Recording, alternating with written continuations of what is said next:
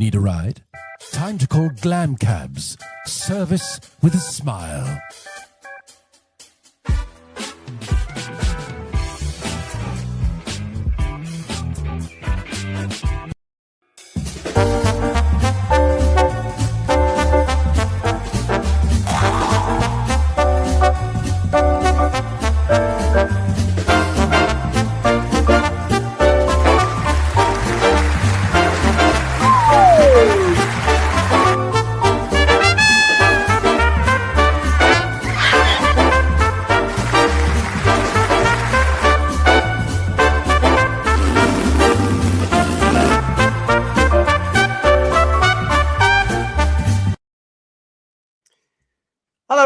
It's us at Who's Views, and here we are with the return again of our Carry On series. It's great to see you. I'm here with Paul and I'm with George, who's one of our big experts, of course, on everything Carry On. Hello, gents.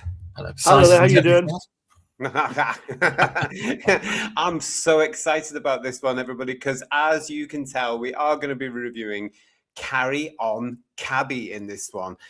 So I'm dead chuffed. I've been watching it all weekend, actually, Who Viewers, actually. Just to try and remember it. Oh, look, in the chat, guys, we've got Jethrick saying already to us, oh, hello. And Carry On Cabby is one of my favourites. Well, that's lucky. Yay! And John Roberts is with us saying, evening, everyone. Looking forward to a Carry On evening. Yeah, it's one of these things, John, isn't it? In this mad, crazy world we're having, especially today here in the UK, where everything's going to pot and the country's falling down the toilet, it's nice to be able to have a little break for an hour or so, isn't it? And suck up the joys of the carry-ons. Yeah. And this one really is a joy. It is a joy, isn't it? It is a joy. Mark McIntosh with us saying, hello, JT, Paul and George. Speedy taxis versus glam cabs. Let's do it. Yeah, let's bring it on indeed. Darren Reed apparently is putting on a uniform. Oh, it's a Kenneth Connor tribute. That's right. Hello, is that Glam Cab? Says Robert Payne. It is indeed. Hello there, Robert. How are you this evening? Love it all. And yeah, hi, Darren. Darren is definitely there. We won't go into any more on what he's doing, I think. Ooh. Steve Braddock's with us, guys, saying hi, everyone. And there's that lovely picture there of Pint Pot behind Sid James there. Hi, everyone. Watch this on my day off today. It's great fun, and it's still one of my all-time carry-on movies. Oh, I'm glad that you're there, actually, Steve, because Stephen, guys, sent us a picture. Another one of his pieces of art that he sent us, and it's of Sid James. Check this out. Oh, superb. Lovely. Good? Yeah. In character here from the film. So thank you for that, Steve. Yes. Yeah, it's obviously from that bit where, you know, or where he's left alone. He's not happy. Love it. Absolutely. He's had 3 bottles of scotch. Yeah. Yeah. Hi, guys. One lesson, don't mess with Hattie. And another one from Steve Braddock saying, flash your headlamps. Ooh, misses. Yeah. Hello, Jess Corbin. How are you? Saying that it's time to turn off the meter. Good point, actually. Yeah. Oh, Allegiant James with us as well. Hello. It's a starting handle, and there's nothing better for stopping something. This is some great lines here. So let's get into it, everybody, while you're all with us, and we'll start with all the usual, because yes, we are taking you back now to the 7th film. The 7th film in the Carry On legends that they were. And we're going right back to when Carry On Cabby was released in the United Kingdom on the 7th of November, 1963. It's from an idea by S.C. Green and R.M. Hills with a screenplay by Talbot Rothwell. It was directed by Gerald Thomas and produced by Peter Rogers, who we all know. There they are there. God bless them. And the music for this was by Eric Rodgers. There he is there. Indeed, yes. And it's on his harmonica as well. Yeah. Yes. Now I don't know this. I've always had a theory about that was a hat tip to Genevieve. That's what I thought as well. Sounds very similar, doesn't it? Yeah. The great London Brighton classic car race, which used the harmonica extensively in its score. Yeah. And I've always thought Eric Rodgers sort of like acknowledged that with giving the harmonica over to Carry On Cabby, or Call Me a Cab as it was originally known. Cool. I want to talk to you about that. I mean, I love these things, Who Views, where we all come together and talk about these things, because you learn new things, and the pennies just drop there. Because I'm like Paul, for all these years, I've watched this great film, and I love that music because it's so not Carry On, if you know what I mean. Yeah. Yeah. And it's the harmonica, and it's got those lovely bits in, and those little sound effects in there. And I've always thought this is quite familiar. Oh, a penny's just dropped, Who Viewers. Yeah. But can I just say, Who's Viewers, please don't take that as gospel. It's just a theory I've got. I've got no proof. Yes, I've got no proof to substantiate that. But you there, JT, just saying that it was so unlike Carry On, this was never meant to be a Carry On film. It went into production. About that. Call Me a Cab. Yeah, call me a cab. Call me a cab. You're a cab. Yes. You're a cab. As you said, this was Carry On number 7, and the original 7th Carry On was going to be Carry On Spying. Now, not the Carry On Spying that we all know and love that came a few years later, but a different version, which was written by the then Carry On scriptwriter Norman Hudis, which was based around subterfuge within the CND movement. But Peter Rogers wasn't very happy with the script, and he shelved it. Now, Anglo Amalgamated, the company that financed and distributed the Carry-Ons, and indeed the public at large, were very concerned there was no news of a new Carry On in the works after Carry On Cruising, the preceding one. And there was a lot of requests from the public at large and mounting pressure from Anglo Amalgamated to get a new Carry On film out as quickly as possible, because by this point they were basically money-making machines. Peter Rogers had 2 scripts in his desk, which he was actively developing.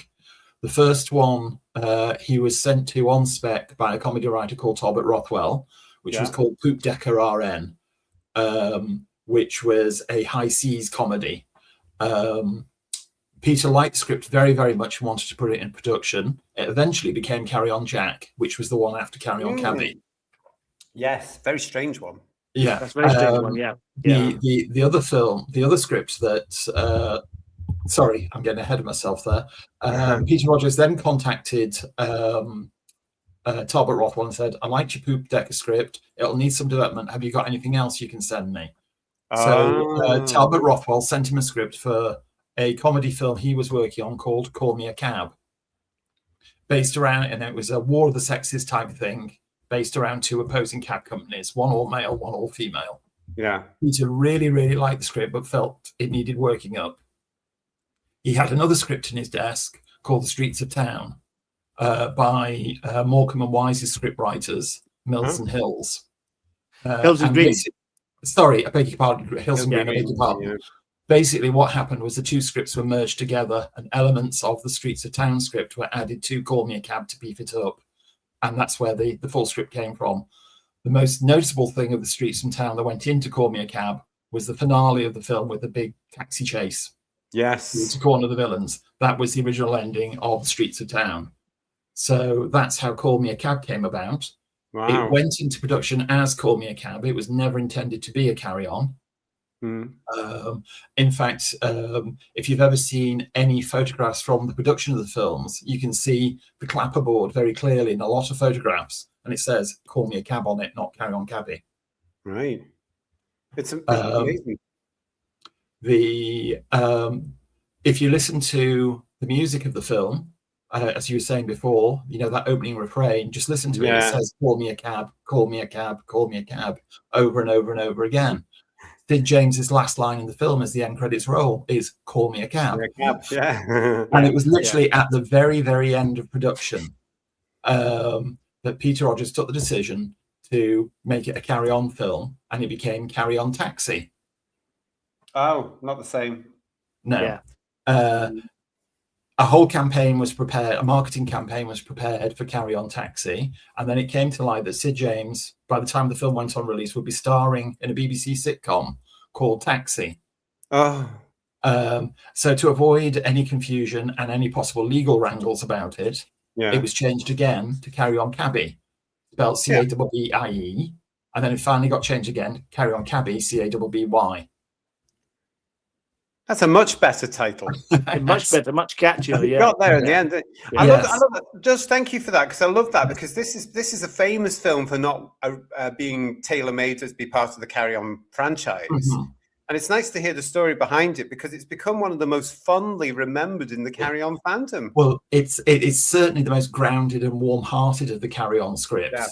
Yeah. I mean, whereas all the other ones set in, the present day as it was at the time of production, that they're a heightened version of reality.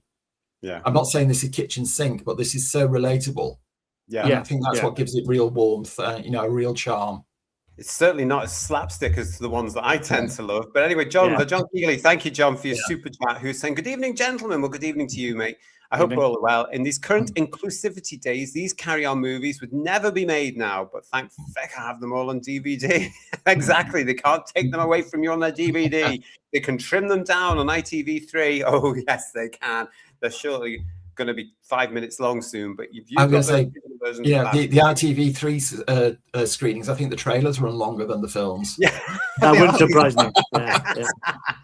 But thank you for that, John. Appreciate it. We've got Funky saying to us, guys, I always find the black and white movies seem a different beast to the color ones. I find that we know the story now, don't we, Funky, about this particular one, because this does feel a different beast. It's slightly more, I want to say mature, but you know what I mean when you compare it to everything else that's before it and after it. But it is the black and white ones are of their particular day, aren't they, Paul? I was going to ask you a question, because wasn't the one prior to this Karen Cruising, was that not in colour? It was, and there was much ballyhoo about it being Carry On in colour, and the fact that the series had gone into colour. There was a big selling point for the previous film. Yeah. However, despite being in black and white, Carry On Cabby, as it eventually became, cost almost £10,000 more than Carry On Cruising. Wow. It was a relatively expensive film to make. Checks notes. Its final budget was £149,968, which in today's money is 2.75 million, all but. Which is nothing, is it, really? Yeah. Was it because Karen Cruising was kind of almost one contained set on the boat, and whereas this was lots of locations and all that kind of stuff? There's a lot of location work in it. Also, the hire of all the taxis and all the cab drivers and everything was very expensive. I'm sure it was. So there were a lot of things. However, Peter Rogers, being the absolutely professional and canny film producer that he was, struck 3 very lucrative sponsorship deals, which feature very extensively in the film. You don't have to look very closely to see Ford Motors, obviously the Mark I Cortinas, which are the glam cabs. Vespa motorcycles, which see Charles Hawtrey on his scooter. That's a Vespa motorcycle. And Regent Oil, you've got Kenneth Connor there by the 2 petrol pumps. All of which put money into the budget of the film, and between the 3 of them, they covered almost a third of the cost of the film. That's very canny, isn't it? It is very canny, yeah. And they were all prominently featured in the film, and I'm sure they got their money back many, many times over. Look at this one that you sent me as well, Judge. The new Consul Cortina Super, the small car with a big difference. Yeah, I mean, that is a quad crown poster, which was distributed to cinemas, a quad crown being 40 inches across by 30 inches down, purely to advertise the glam cabs themselves, in addition to all the other posters that went out for it. Amazing. Absolutely amazing. He wasn't daft, was he? Really, he was ahead of his time. Not at all. But shrewd businessman, definitely. But Anglo Amalgamated, who bankrolled the film, they were cautious because at that time it wasn't a carry-on film, and therefore not the guaranteed cash cow that the previous ones had been. And with the increased costs, they said, we're not going to put the money on the table for colour film stock, which at the time was considerably more expensive than black and white film. So after much ballyhoo and 1 carry-on in colour, by default, they went back to black and white for the next one. Yeah. I suppose you'd only notice, though, if you were really there. Still going to the pictures again. I don't know. Darren Reed saying, Cabby is definitely my favourite of the black and white carry-ons. And Paul Richards with us saying, I love the misunderstanding in the cab between Charlie and the old battle axe. Yeah. With Real cowhide, is it? Again, you wouldn't get away with it today, but No, you wouldn't. Charles Hawtrey is great as Pint Pot. One night a week, we do like to go as far as we can. You can, yeah. You know, that's a carry-on line, isn't it? This was passed. It got passed. Sorry, JT, I'm talking over you. This got passed with a U certificate, which meant it was suitable for everybody. There were no restrictions on it whatsoever. Yeah. And this was the first carry-on film that the BBFC passed without any cut to the finished print that was presented to them. So by 1963, lines like "We do like to go as far as we can" and "Real cowhide, is it?" and all that sort of thing. "Get your hand off me, walnut crackle." You know, were U certificate material as far as the BBFC were concerned. Oh, so who got in there then and changed it all in the 70s when they got slightly more prudish? I don't know. Mark McIntosh. Hi, Mark. It certainly seems to have more of a plot and emotional depth than the usual Carry On. It really does. We'll come in to talk about that in a second. Elvis is with us. Yay! Hello, Elvis.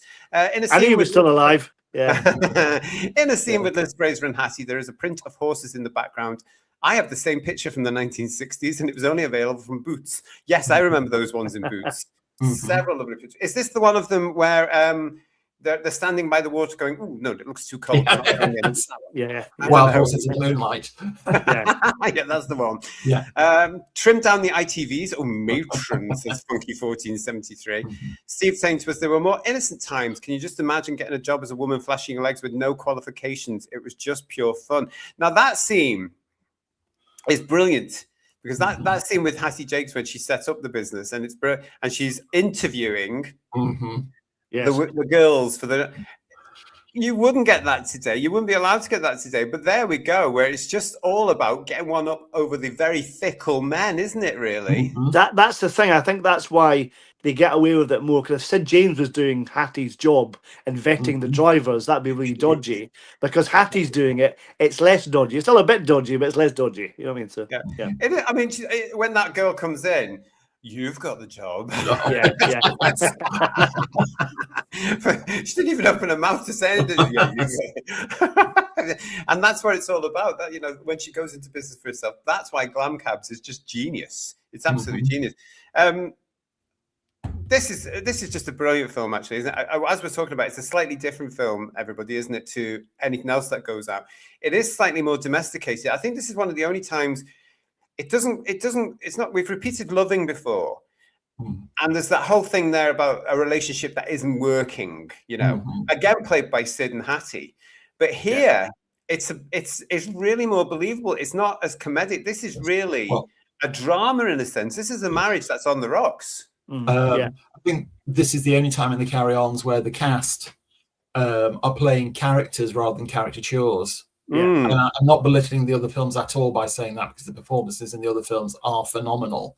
But in this one, they are real grounded characters, and you know, you can really buy into them. And I think that's what gives the film its heart.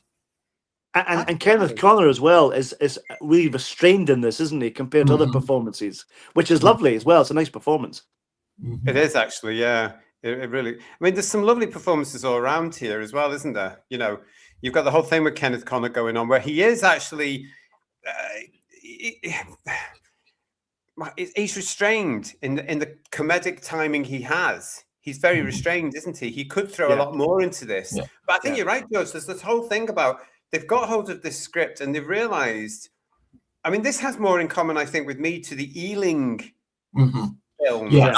I think it's the closest link in the Carry-Ons to the Ealing films. Though it is still broader and, dare I say, funnier than the Carry-Ons. I mean, we're saying the restrained performance of Kenneth Connor there. I mean, boy, does he carry it off where he drags up as a glam cab. Eye-splittingly funny. It really is. Yeah. I mean, the whole plot is just it's very clever, isn't it? But there's several things going on all up throughout this film as well, culminating in that. Where did that come from? Where that ending? I just love the fact that the relationship between Hattie Jakes and Sid's characters are actually the whole linchpin of the entire film. I mean, it's a beautifully crafted script. I mean, every single payoff is set up properly. There's nothing in the script. There's not one single instance where you can watch it and go, well, where did that come from? How did that happen? It's, everything is set up and paid up properly, and the whole resolution is wonderfully worked out. I mean, the whole thing just works so well. I mean, a very, very, very minor quibble. I think there's one slightly clunky line of expositional dialogue that's delivered that tells the audience what's going to happen, where Liz Fraser says to Hattie Jakes, after they've had their big heart-to-heart about their relationships ending, she says, "Oh, but it's Friday and you've got to get to the bank with a week's takings." Yeah. And she's also in that same scene. Cut to the villains in the car. Yeah. She also mentions that it's been a couple of weeks now as well, doesn't she? Yes. So she's pushing the film on a bit. Yeah. But it doesn't distract from anything. No, really, I mean that is the most minor of quibbles, and throughout the whole film, that is the only bone I can pick with it. So well done, Talbot Rothwell. Yeah, because it's all. Oh, there's quite a few quibbles in the older films. I have to say that before we came coming on air, guys, who viewers, we were talking, and Jess Corbin says to us here, the acting just effortlessly flows through this film, and I think that, Jess, and see what the guys think about now, is one of the reasons why I don't miss Kenneth Williams in this film, because he's not in it, he's not there, and quite frankly, I think it works even without him. Goodness knows where it had gone had he been in there with the which he was developing at this particular point. But I don't, and I love him. I all love him. I don't miss him in this. I kind of felt that I did a little bit, and I can see why I didn't take the part of Albright, the union shop steward character that I've forgotten the actor's name. But say again, sorry. Norman Chappelle. Norman Chappelle, yeah. I like his performance, it's great, but I can see Kenneth doing that, but it would have been a wasted turn for Kenneth because it's not big enough. But I can see kind of Williams' traits in that character, but it's a tiny part. In fact, I think all the characters, apart from probably maybe Sid James, Hattie Jakes, Kenneth Connell, Liz Fraser, they're the bulk of the story, don't they? And the rest of them are sort of subsidiary characters. They have a lot to do, which is a shame. And even Charles Hawtrey, I think, has not got a massive amount to do compared to other things, But I could see Kenneth in this, but I do miss him a little bit, to be fair. Yeah. I mean, like JT has said before we came on air. I mean, Kenneth Williams is one of my all-time heroes. To me, he sits on the right-hand side of God, and this is there were four in his lifetime, 5 in total carry-ons he didn't appear in, and I think this is the only one for me that I don't miss his presence when I watch it, and it's the only one that works on all levels without him. I think the other 4, it's like, oh, this needed Kenneth to bring a bit more oomph to it, to put his stamp on it. But this one, it actually works without him. Yeah, it does. I think it does. So Yabu to Paul. Let us know what you think in the chat on that one. Did you miss Mr. Williams in this one? I just thought it's just very, very smooth. I think the possibility with if Kenneth had been in this was the star quality.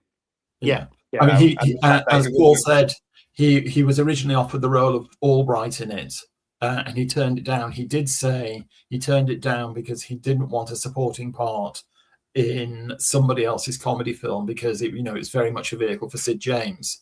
Yes. But also apparently Peter Reed, his agent, was trying to negotiate a increased fee with Peter Rogers, and Peter Rogers said, "No, we'll pay him the fee that he's always been very happy with." And if he'd accept that fee, we'll more than happily have him, and an agreement couldn't be reached, so Kenneth wasn't cast, and by default it became the first carry-on film he didn't appear in. Do you know, George, when he came back for the next one, did he get a pay rise? He did, actually, yes. He did. That's interesting. Oh, so it works. It works. That's interesting. Yeah, that's it. So. Plus, he got to do something else as well while they were filming this, didn't he? He was off doing some other project. Legion of James is saying to us, Esma Cannon wasn't in enough carry-ons. She is hysterical. There's a piece and this is her last one as well, isn't it? Which is really a shame, isn't it? Well, not only was it her last carry-on, it was her last acting work. She retired after Carry On Cabby. And Peter Rogers was always very, very disappointed. He could never coax Esme out of retirement to do more carry-ons. because he very much wanted her to come back to the series and appear regularly. There are so many parts she could have played in the future carry-ons as well, had she wanted to. Also in this one, her native Australian twang comes out in her voice very definitely, yeah. Oh, I just think she's brilliant, though, isn't she? That whole scene that she's in at the beginning, it shows you the state of the time, where she's in the character's husband's cab, going to take it out for him so they can earn money, and they won't let her. And the trade union fella won't let her because she's a woman. Mm-hmm. We'd have to mind our language around it. Oh. Yes, which again is the setup for the payoff of the genesis of glam cabs. That's where the idea for it came from. Exactly. It's such a tight, well-crafted script that absolutely everything is set up, and you just don't sit there and go, what? Yeah. We've got DC Games with us. Hello, DC Games. The only carry-on film to have the main cast credited above the title, which was something Peter Rogers always worked again. Yeah, because for him it was always a bit like EastEnders, where Albert Square's the star. Carry On's the star, isn't it? There was a very practical and financial reason for that, and it's going back to the fact that it was made as Call Me a Cab, to the point where the opening titles had been created. And because it wasn't a carry-on film, the cast were credited above the film title. So all that has happened was the caption, which said "Call Me a Cab," was taken out and replaced with "Carry On Cabby," which was cheaper than remaking the entire titles. Yeah, which makes sense. Which by that point were also cut to the music. So it would have put more money on the budget to totally remake the titles rather than just take that one title card out and replace it with "Carry On Cabby." Again, canny businessman. Yeah. You see who views. You can tune into us, and you can learn anything on this show, can't you? I bet you're glad you subscribed, aren't you, everybody? Yes. Paul Richards, you are subscribed, aren't you? Just checking. Peter Byrne, who plays the bridegroom, was Justin in the Blake 7 episode "Animals," Dana's teacher. I knew I'd seen and him. Andy in Dixon and Doc Green as well. I was going to say he was many years in Dixon and Doc Green as well. Yes. Wow. And he later became a scriptwriter himself, I think, didn't he? I think he did. I think he did. Yeah. But that's where yes, thank you for that, Paul. Because over the last couple of watches, I've been going, I know him from something. And I haven't got to Animals yet, of course. So thank you. That's really, really good of you. We've got here a super chat from Mark Greaves. Bless you, Mark. Hi, everyone. One of the best recurring characters or actors in this is Peter Gilmore, who had one of the best names in another carry-on, Ginger Hale in Khyber. He's less lechy in this particular one, isn't he? So nothing there. Yeah, I like him in this because again, it's a role where he's playing a villain, and he's playing it as a villain. It's straight. It's very straight. It's very good. Yeah, he's great. He did 11 carry-on films in total, and this was his first one. Yeah. There's a particular one which we haven't got to yet here on Who's Views, which is my favorite Peter Gilmore role. I wonder if you can guess what that is. You can send your answers to Who's Views, BBC Television, London W12 8QT on a postcard, please. Thank you for that. We've got Steve Paddock saying Jim Dale's first movie too. No, you must help me. It's my wife. She's going to have a baby. Charlie Hawkins responds, and if I don't go 5-7, mine's going to have a fit. Again, Jim Dale joins the carry-ons by default because, of course, he was cast in Call Me a Cab, and he'd previously done 2 non-carry-on Peter Rogers comedies, and it was Kenneth Williams who was saying to Peter Rogers, "This guy's really talented. You need to get him into the carry-ons." Oh, that's great, isn't it? That's lovely. And Jim Dale always credited Kenneth Williams for getting him his break into the carry-ons. Oh, that's lovely. Yeah, because from that, of course, he had a fantastic career, didn't he? After that, yeah. Oh, well, that's lovely, isn't it? No, really nice. Going back to Peter Byrne, we mentioned. So go back to Peter. Sorry, Paul. Hi, lads. Carry on. Hasn't been top of my list, but wanted to pop in. Well, I'm glad you have, Heretic. It's lovely to see you. Thank you very much for joining us. If you don't know the carry-ons, stay with us. We're a font of knowledge. Go on, Paul. I was going to say about the Peter Byrne bit, the bit in the cab, the newlyweds. That bit really tickled me when he says, "Where's my bag?" and Charlie says, "She's in the car." Yes. I But use that gag quite a lot with my wife, and I get slapped for it. But yeah. Right, again, the BBFC were happy to give a use certificate to. Oh, just married. Oh, won't be long now, will it? Cara, the Tolkien nerds with us. Nice to see you, Cara. And then Carry On Cleo, Carry On Jack, and once you spot him, you can't unspot him, if you know what I mean. And we've got from Stephen asking the question, was there a reason Bill Owen suddenly disappears with that line about him going to hospital? It seems odd that he just disappears like that. It's true, actually, isn't it? Because you just, but again, I didn't miss him. Because he does, he just disappear. I feel a little bit that Bill Owen doesn't really fit into the Carry On team. I've nothing against Bill Owen particularly, but he doesn't seem right there. You know what I mean? It's just a bit odd, you know? Yeah. No, it's true. I mean, considering where we all know him from later on, well, we all know him in Britain from, because he did 150 million years in what's it called? Last of the Summer Wine. My head going again. I was only watching him last night because they were doing 3 back-to-back on the Eden channels, whatever they are. It was fabulous. And I was watching that thinking he was in the Carry-Ons, but he's never known, is he? He's still not known for them because he only did a few, and he didn't quite make it into that regular team. Well, apparently he wasn't available for the full production schedule, and what would have been the rest of his part was given to Cyril Chamberlain, who was the guy who manned the radio in the Sarge, who manned the radio in the Speedy Cab's office. Bleep the Union. Yeah, that's the one. So apparently what would have been Bill Owen's lines and the rest of his part were given to Cyril Chamberlain, and his part was beefed up a bit as a result. Oh, you see, there we go. See, these things happen, and sometimes they have to think on their feet, don't they? Yeah. Robert Payne's saying to us, I've been watching clips on YouTube. It's delightful. Delightful is the word, actually. It's really, it's a charming film, I'd say. It's a proper British film. Yeah, oh, definitely, yeah. Doesn't it? And it screams British to me. It really does. It's wonderful. I mean, the final sequence of all the cabs chasing the villains down is just one of the most British things you could see. It's just so the imagery is just so wonderfully well done. Yeah. This was a vehicle, as you mentioned, George, as well. This was intended as a vehicle for Sid James, but I've always maintained, and I'll stick to my guns, that this film belongs to one person. And it's Hattie Jakes. She is an absolute joy on every scene she's in. And for me, this showcases her incredible talent. This is a character actress. She's wonderful, absolutely wonderful in this. If this was made today, she'd get a BAFTA for that performance. Yeah, you're probably right. It's criminal, actually, isn't it? Not only is she believable as Peggy, which is a lovely performance, but she does little voices like the receptionist at Glam Cabs and then Mrs. Glam. It's wonderful stuff. It's really nice. Yeah. The Mrs. Glam one, I've always loved that since I saw it when I was a little lad. I've always loved that. When she realizes it's her husband phoning and she just puts on that very, hi, how are you? Would you like a cab? No, I would not like a cab.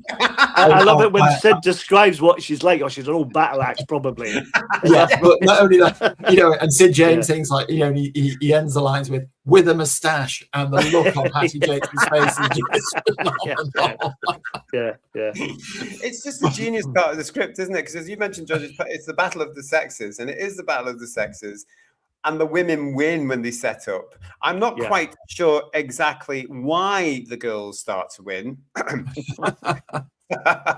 Woo! Is Wolf Whistle's copyright, everyone? Are we allowed something to do with bumpers, JT. Something to do with bumpers, I think.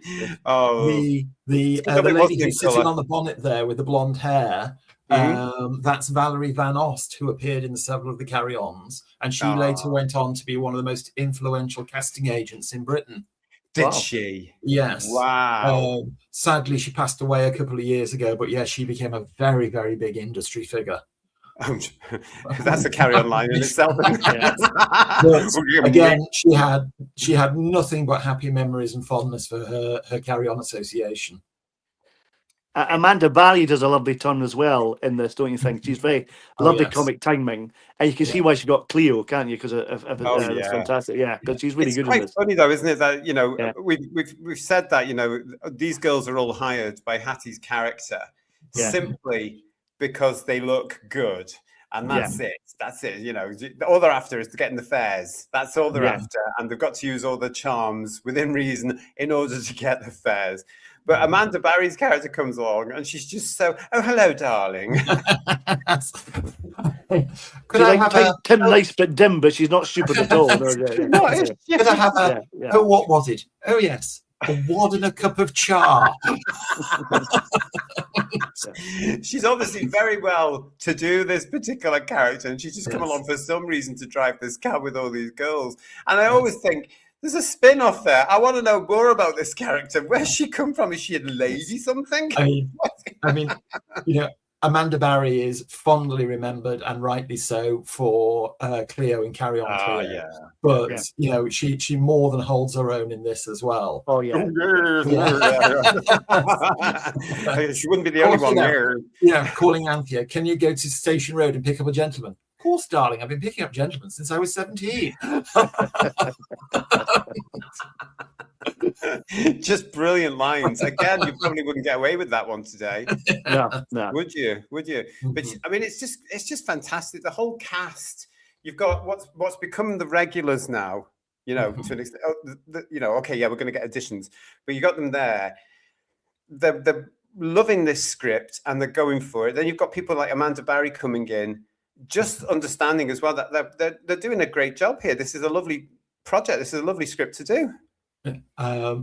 Excuse my name dropping. I was very, very lucky to spend some time with Amanda Barry a good number of years ago now, and she spoke so fondly about this film, and all the time. And she said her memory of it was just non-stop laughter from the moment everybody arrived to the moment everybody left. And the scene where we mentioned before, where Kenneth Connor is in drag infiltrating the Glam Cab girls, and she's in the changing room in a basque. I showed her a photograph of that scene, and she fell off her chair laughing at it. And she said that brings back such happy memories. She said, first of all, hair and makeup used about 2 miles of toupee tape to make it look like I had a cleavage in that basque. She said, why they decided they got me instead of one of the other girls who were far bustier to do that scene, I don't know. And she said, but Kenneth Connor in that scene, she said, everybody was crying, laughing when they shot that scene, including Peter Rogers and Jerry Thomas. I watched this with my wife last night, and we were laughing at that whenever all the women push their chests out like that. And they need a bit more sand, if you ask me, but that's another story. But another memory that she had was, she said she confided into both Sid James and Kenneth Connor that she was having problems because, as she's publicly admitted now, she was dyslexic. So learning her lines was a real challenge for her. And she said both Sid and Kenny Connor took the time out to rehearse her by speaking her lines to her, and she would read them back till she was confident with the lines to go onto the soundstage to deliver them. Oh, that's what it's all about, isn't it? Mm-hmm. That's what it's all about. Fantastic, and she does a great job of it as well. You would never tell. You never tell, no, never tell. It's just a brilliant film. Hattie Jakes is the heart of the film, says Steve Braddock. And Doc Martin's come to join us, guys, saying, I'm not overly familiar with this one. Well, stay with us, Doc Martin, because we are going to be talking about a lot of this, because we love Carry On Cabby. So stay with us. Boomer Doug, nice to see you, Boomer Doug. How are you doing? Carry On Cabby, yes, please. Great to see JT and the gang continue to share a laugh over this gem of a series. I love the charm of the early Carry-Ons.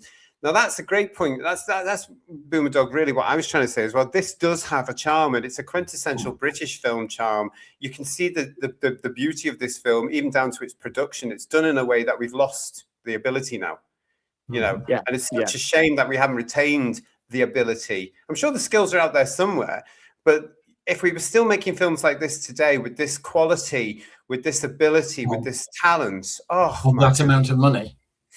Yes, Yeah. with some nice money. Yeah, Mm-hmm. but it would be fantastic, wouldn't it? But we can't even laugh at ourselves now. Never mind. Mm-hmm. I have to talk Or to you anyone else. Yeah. or anyone else. Yeah. Yeah. George has very kindly, everybody. Yes, Doc Martin, you must check it out. Don't you agree, guys? You must. Oh, yeah. you must. And what was this from Sliver Wolf? Didn't she end up doing one of the Doctor's films? I think it was Doctor in Distress. I think I've seen it with my mum. Doctor in Distress. Don't mention that. All together now. Yes. No. We'd be shut down for not copyright reasons. Amanda Barry in a Doctor film. She wasn't. Are you thinking of Anita Harris? She was in. Is it Doctor in Distress? Wasn't that Fenella Fielding? It may have been. I think it was. Yeah, it was Fenella Fielding, wasn't it? It wasn't Anita Chopper Harris, as Eric Morecambe called her. Yeah. So Yeah, because Amanda. Oh yeah, Amanda wasn't in as many Carry On films as people seem to think she is. No, she did. She just did the two. This one and Cleo. This one and Cleo, yeah. Yeah. And as Amanda said to me, she said, "I would have loved to have done more." Yeah. She made such an impact in this, and definitely in Cleo, obviously. But she made such an impact because she's so good. She really is. You know? It really is brilliant, and the fact she had great success in that people think she did more than the two. I think so. Yeah. She would have done well in some of the hospital type films as well, wouldn't she? Really, she would have been very good in that, along with Barbara Windsor, maybe. I don't know. She was offered parts in later Carry-Ons, but she just wasn't available when the offer came through. That's the thing. She had a career. Yeah. She'd already committed to stuff. You can't blame her, can you? George, there's a question for you from Mark. Were the actors allowed to drive any of the cabs? Oh, that's an interesting one. Thank you, Mark. Yes, they were, particularly for insurance purposes on non-public roads. I mean, for example, the Speedy Cabs garage and the Glam Cabs garage was actually part of the car park at Pinewood Studios. And if you look carefully, yes, if you look carefully, you'll notice that the Glam Cab garage is just the Speedy Cab garage redressed. I read somewhere, George, correct me if I'm wrong, but didn't Charles Hawtrey have to get driving lessons for this film? You've just preempted what I was about to say. There's a long-held myth that Charles Hawtrey, when the film started, couldn't drive, and he was given an intensive driving course, and he passed his test, and therefore could do his driving and motorbike riding or motor scooter riding in the film. That's not true. It's a lie. Okay, thank you for telling me. I'm not holding you personally responsible for that, Paul. Please don't take that the wrong way. It was on the internet, so it must be true, surely. Yes. What Charles Hawtrey actually could drive. He had a full driving license. He could drive for years and years before this film.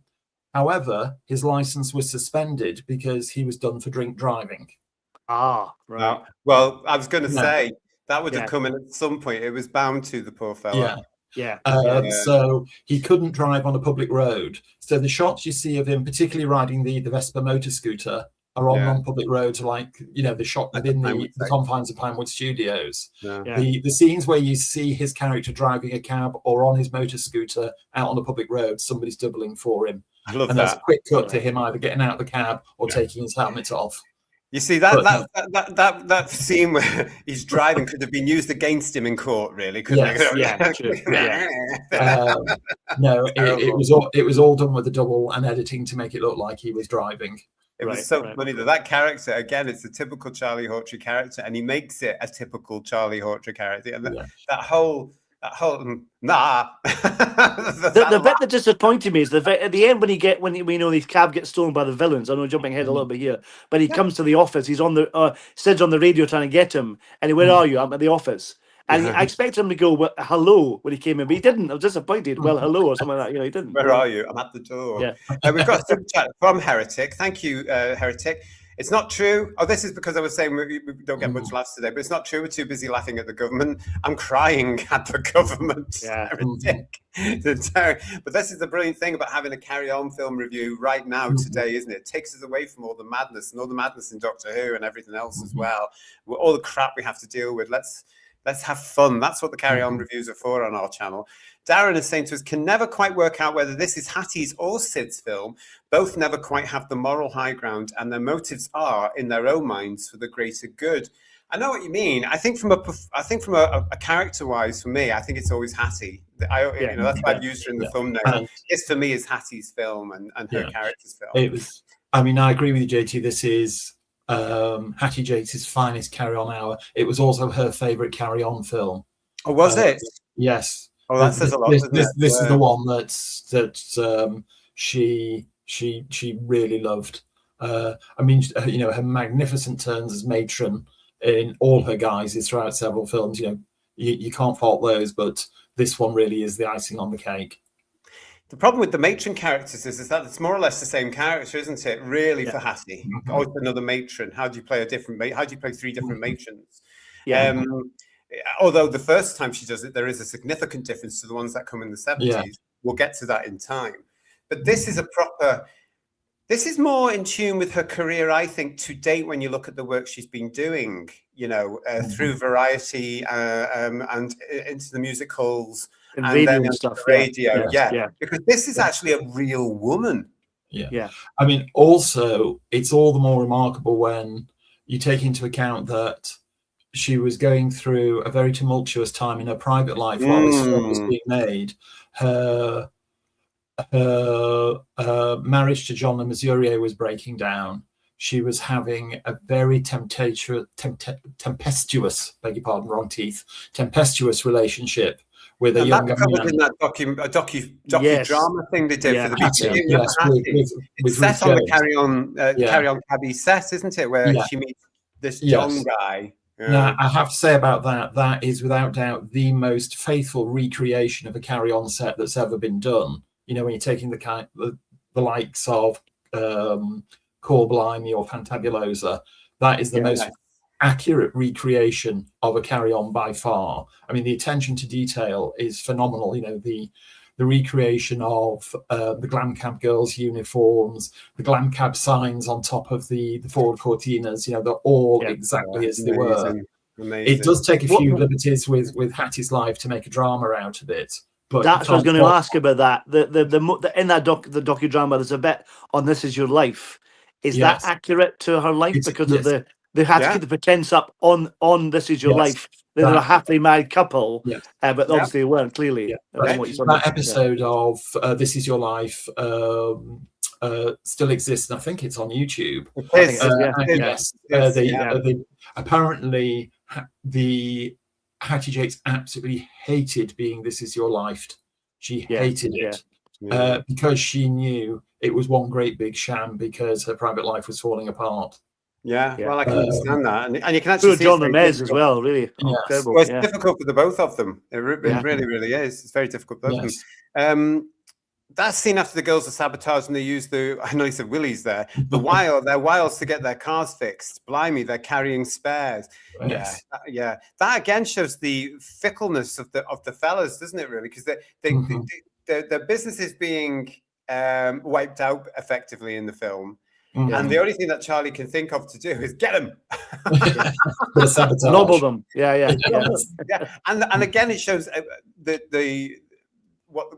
the men. I mean, for years and years and years, we had this argument that the Carry On films were sexist. This proves that they weren't really, because the women here have the upper hand all the time.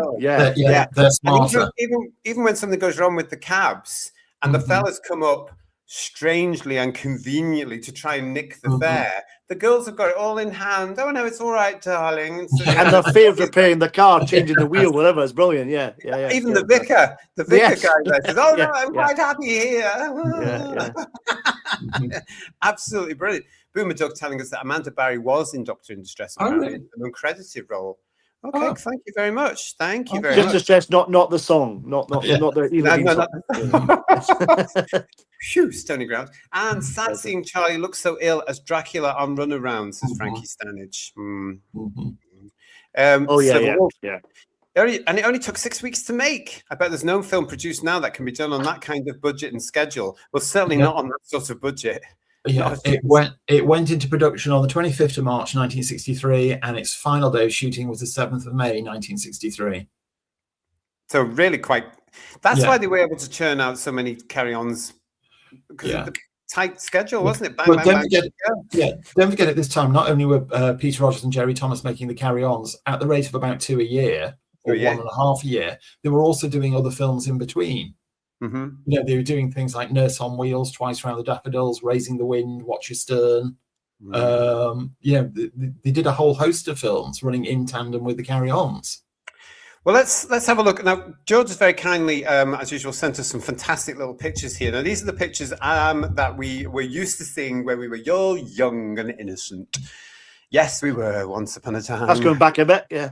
Yes, get those tiny violins out, everybody. But no, this is where we used to queue up outside cinemas in the good old days when people actually went to the cinema in their hundreds, and you would queue up for hours to get into the film, rain or shine.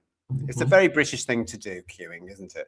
Yeah. But to cheer up we invented it, I think, yes. I think, we probably did. But, you know, to cheer up the journey, they used to have these wonderful little snippets of scenes or rehearsal scenes or photographs on the way, right up to, in the cases of the cinemas I was at, right up to the lobby, the front door at the lobby. And it got you excited. It got you involved in the film. So you would look at this and go, oh, I wonder what that's about. I remember wetting myself over the Superman ones, for example. Oh, yes, and the Star Wars ones as well. Yeah, I love it. Yeah. They were around, of course, back in '63 when Carry On Cabby hit the cinemas across the United Kingdom. I've never seen the Carry On film, as you'll know if you're regular to this series, in the cinemas. So I can only just imagine. But it is great to see them all. We've got this one here, which is... how did they manage to capture this? I can't imagine. It's wonderful. I suspect that was a frame enlargement from the film that was actually shot. Yeah, it has to be, because you can't do a rehearsal shot with that and then go again, really, can you? Yeah, because normally with studio photographs, they don't quite match up with the camera angle, whereas this one is exactly the camera angle. It is. So I suspect that is actually a frame enlargement from the film itself. You can almost hear Sid James in this, though, can't you? When you yes. Now, go on, George. I was going to say, I don't think Sid James would have been too happy to be asked to do that time after time after time, just so the stills photographer could get a few shots. Yeah. We mentioned it before, and a few of in the chat mentioned as well. But here's one with Esma Cannon. Oh, bless her. Look, she was so small, wasn't she? Yeah. There was one thing about the uniforms. I all thought they should have worked for International Rescue, don't you think? Were they pink? There are actually a couple of actual colour photographs taken from of the Glam Cab girls, and they were sort of a very deep pink with a lilac trim on the collar. Amanda Barry was used extensively in all the poster art for the films, and a set of colour photographs was taken of her in her costume as reference. Well, we've got that, haven't we? This is why I think they were all pink, because I showed this at the beginning of the show. We've got this. Yeah. Can I just say, if you have an original one of those cinema posters, one of these sold at auction about a year ago. Yeah. And it sold for £3,200. No way! Wow. That's amazing, isn't it? Is this from your own personal collection, George, or is this something you've managed to research for us? It's from my own personal collection. Okay, just check. Which you researched for us as well after that. As well, of course, yeah, I appreciate that. Here's the other one. Now, this one here with that middle one, which is supposed to be Amanda Barry, there as you can see, was on a Carry On calendar I had years ago. Well, about 5 or 6 years ago, but they'd altered it slightly to look more like Amanda Barry. So it's brilliant. I like the one on the left. It's what's up front that counts. That's that was actually the American release of the film, whereas the other two are the British release. Yeah, you can tell they got away with a little bit more, didn't they? Really, in the States. They look like the States one you could colour in. It looks like a colouring book. Steady on. Then we've got that one. What else we got? And now we've got this one. Oh, that's lovely. That's really nice. Yeah. Now that was actually a design mock-up for a poster. That's not a finished poster. Oh, yeah. That was a paste of what the poster could look like as it was going through its development stage, which survives in an archive. Sadly, that one isn't in my collection. But Esma's in that one as well. I mean, mock-up or not, it works, doesn't it? Yeah. Oh, yeah. It's lovely. Yeah. It's lovely. I mean, Yeah. one thing about all these posters, a story behind them, is when all this was released and Carry On Cabby was, unsurprisingly, a huge box office success, Liz Fraser bristled a bit. She was annoyed that because she considered herself quite right to be one of the main cast in the film, she was miffed that she didn't appear on any of the posters, and questioned why Amanda Barry, who had a supporting role, featured very prominently, whereas her image didn't appear at all on any of the main posters, and her nose was put out of joint about it. I never knew that. Wow. Yeah, she bypassed Peter Rogers and complained directly to the two head honchos of Anglo Amalgamated, who And she never worked again. saying that she was very unhappy with the marketing campaign. Two guys called Nat Cohen and Stuart Levy. Nat Cohen and Stuart Levy then had a conversation with Peter Rogers, informing him that they had Liz Fraser chewing their ears and considered her to be a troublemaker. And after 4 consecutive Carry On films, Liz Fraser basically was dropped because of it. Yeah. It's a shame because I really like Liz Fraser. I'm actually surprised she's not more of a glam character in this, like Amanda Barry, because normally she's the glam person in the movies a bit. When it's not Barbara Windsor, it's often her. Or when she's in like Peter Sellers movies, she's often the glam part and that kind of thing. So it's I'm surprised she's not taking an Amanda Barry type part, you know? Yeah, I mean, she basically took over from Shirley Eaton as the blonde bombshell of the Carry Ons. Yeah. Well, that's a good point. Yeah. And here she is, in this one, of course, she is playing the girlfriend of Kenneth Connor, of Kenneth's character.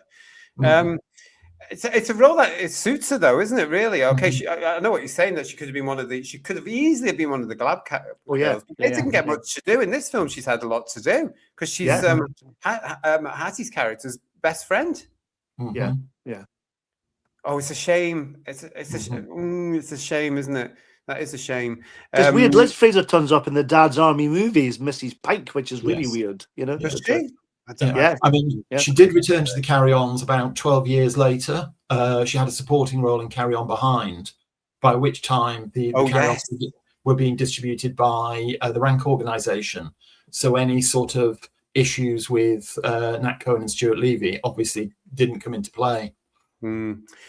Cara's saying to us, what's the best thing, that had it been a man who had complained, it wouldn't have been a problem. The thing is, the fellas did complain as well. There was a little bit of professional rivalry between Sid and Kenneth and Charles, especially Charles as well, as we talked about on the show before, about the billing and where they work. Charles Hawtrey, as George has explained before, thought he was this big, huge, I suppose he was, mega star. I mean, all of Charles Hawtrey's demands when it came to signing a contract for a new Carry On were not based on money. They were based on billing. So the egos were there. But, you know, darling, that's show business for you. But he was a big star. He worked with Will Hay quite a lot, didn't he, Charles Hawtrey? So he had quite a career before the Carry On, didn't he? And also, he was a boy soprano and had an absolutely beautiful soprano singing voice. There are recordings of him as a boy soprano. That's brilliant, isn't it? You know, even today you can be able to hear him. Count 1970 lives higher. Nice to see you. And Doc Martin saying to us, to quote the Rumpo Kid, maybe her ding lost its dong. Wrong film. Oh, we've got that one to come at some point. Leslie Phillips is not in this one. Yeah. But actually, this is an interesting point. Didn't the American audience, asked Doc Martin, like Charlie more than the UK audience? I don't know. I don't know if there's anything to quantify that one way or the other. I mean, in effect, Charles Hawtrey was sacked from the Carry Ons 3 times, and he managed to come back twice. Because he had a rush part in Carry On Screaming, didn't he? Remember when we did review Carry On Screaming, he came back by popular demand, didn't he? I think. A very influential film critic wrote a piece about Carry On Screaming, which was then in production, going slightly off topic here, saying, I've heard Charles Hawtrey will not feature in the new Carry On, therefore it won't be worth watching. And Anglo Amalgamated, Nat Cohen and Stuart Levy again became very concerned that this could damage the box office success of Carry On Screaming, and asked Peter Rogers to do what he could to get Charles Hawtrey in the film. And again, in the last week of production, Charles Hawtrey did his Dan the Laboratory Man, which is a lovely little part. Yeah. It's nice. Yeah. At because least he originally, didn't get- sorry, I was going to say, at least he didn't get so many dramas with this one. Mhm. You know, no, I mean, he actually came back with his tails between his legs after Carry On Cruising, the preceding Carry On film, which Charles Hawtrey didn't do it, because that was the one where he insisted that he had a certain billing. He insisted that he had a star on his dressing room door, and a couple of other things as well. And Peter Rogers, rightly or wrongly, said, "I can't set the precedent. If I do it for you, I have to do it for everybody." yeah. You know, it's an ensemble cast. It's not one person and the rest of the cast. So Charlie, no, you do the film on these terms or you don't do it. And Charles Hawtrey walked.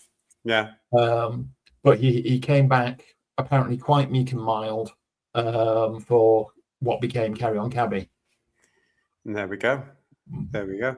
Yeah, it's I'm just glad there wasn't this drama on here, because that would have taken away, I think, from the possibly taken away from the feeling you get with all these people working together, because it is a nice piece. We've got some more of those photographs to show you as well. What was the name of them? I've forgotten the name of these particular publicity photos. They're called front of house stills. Front of house stills. Thank you, They George. were issued to cinemas, usually in sets of 8.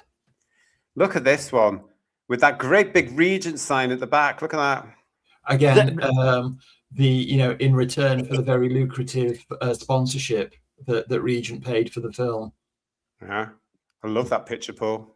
This bit tickles me. I think I said to you before we came on that when they have the music playing, where all the girls are lined up and Hattie's kind of doing an inspection of them, Yes, it reminds me of a sleazy version of the Top Cat or Boss Cat theme we had as kids.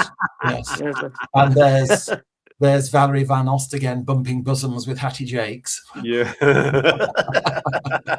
Hattie wins. It's a great picture. Yes. I absolutely love it. I also love this one. Which is well, this is just a photograph that Joe sent me from behind the scenes on the set. Yeah.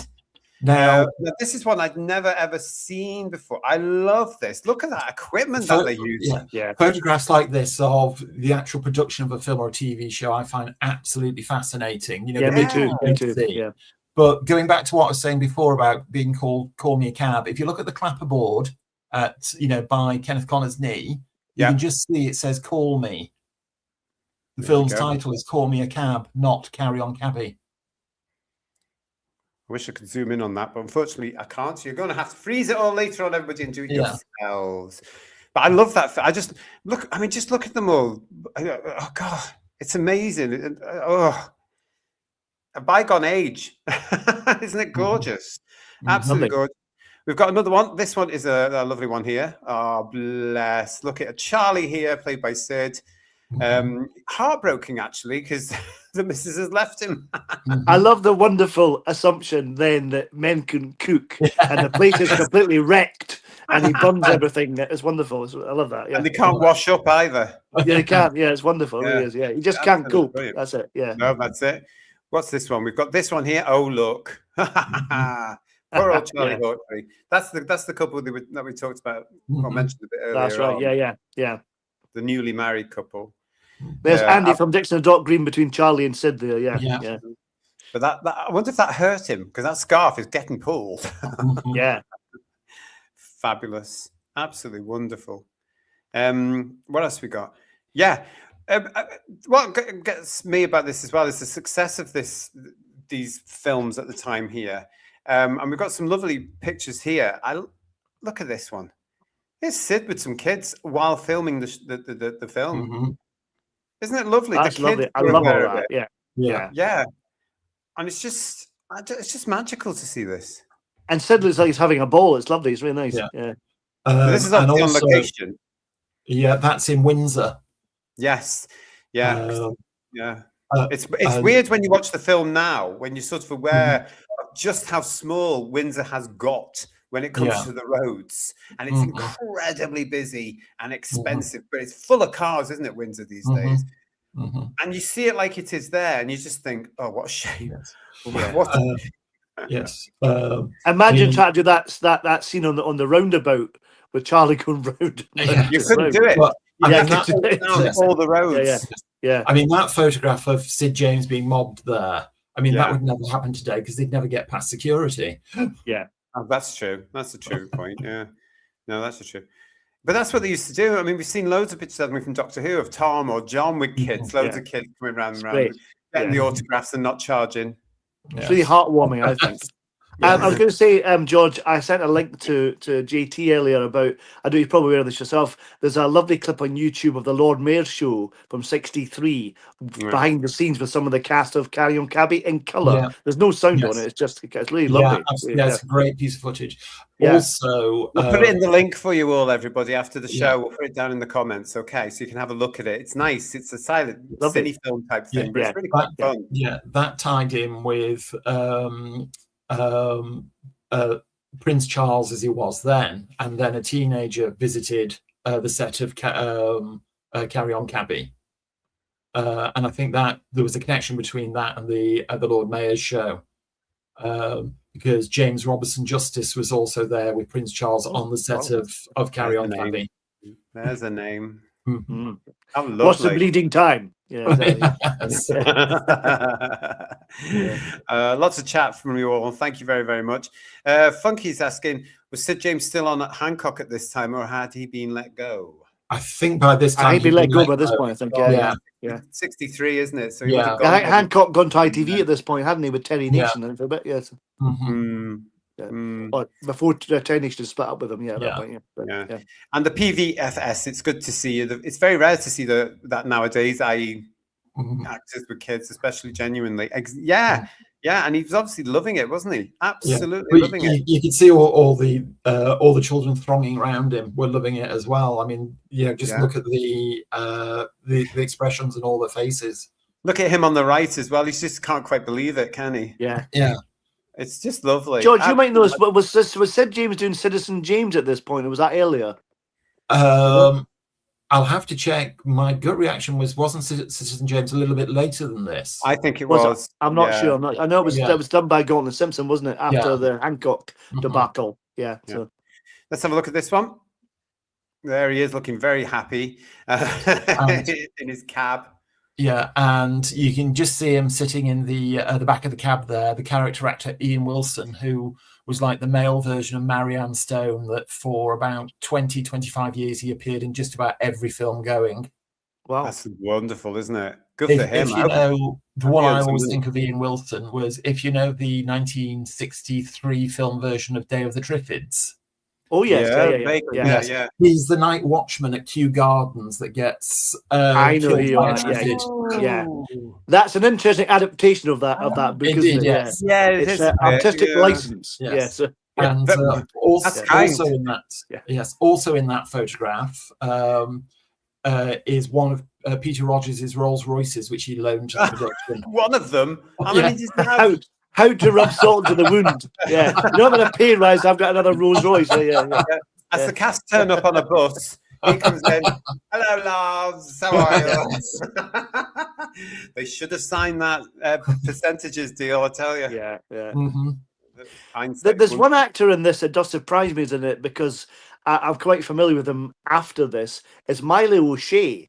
I love Milo O'Shea, the Irish actor, and he doesn't do much in this, does he? And I'm very familiar. He did later on in the 1970s, he did an awful version of a film version of Loot by Joe Orton, which is a terrible film. He's good in it, but the film's terrible. But he's lovely as the drunk doctor in Steptoe and Son Rides Again. The drunk doctor has to identify whether Albert's dead or not, which is a lovely drunken performance. He was also Duran Duran, the villain in Barbarella. Exactly, as well, yeah. And he was one of the comic policemen with Eric Sykes in Theatre of Blood with Vincent Price. Yeah. He also appeared in a Woody Allen film called Purpose Rose Cairo, which is a great movie. What's he playing in this? Just point out what he's playing in this. Is it Frank he's called? He's one of the drivers with the Trilby hat on. Yeah. But he apparently he was a very noted stage actor in his native island. You know, he was one of Ireland's greatest stage actors.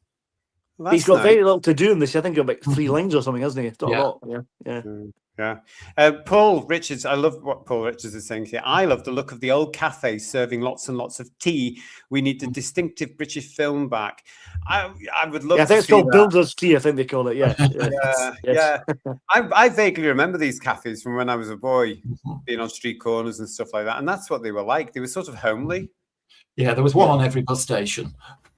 They're kind of greasy spoon type cafes, aren't they? Yes. That's the idea. Yeah. And on the railway station as well, talking about buses and stuff like that. But they were always, it's like again, going back to Last of Summer Wine, it's like the cafe, and that it had that sort of a quintessential British feel with the, the check tablecloths. Yes. And all that. Lovely. The Pyrex glass cup and saucers. That's right. Yeah. And the scones that were rapidly going out of date. Yeah. It was nice to see the lady who served the tea, who was in previous or later Cow films as well. Forgotten her name, Scottish actress. Forgotten her name though. She's very Rennie funny. Houston. Yeah, she's brilliant. Lovely. Yeah.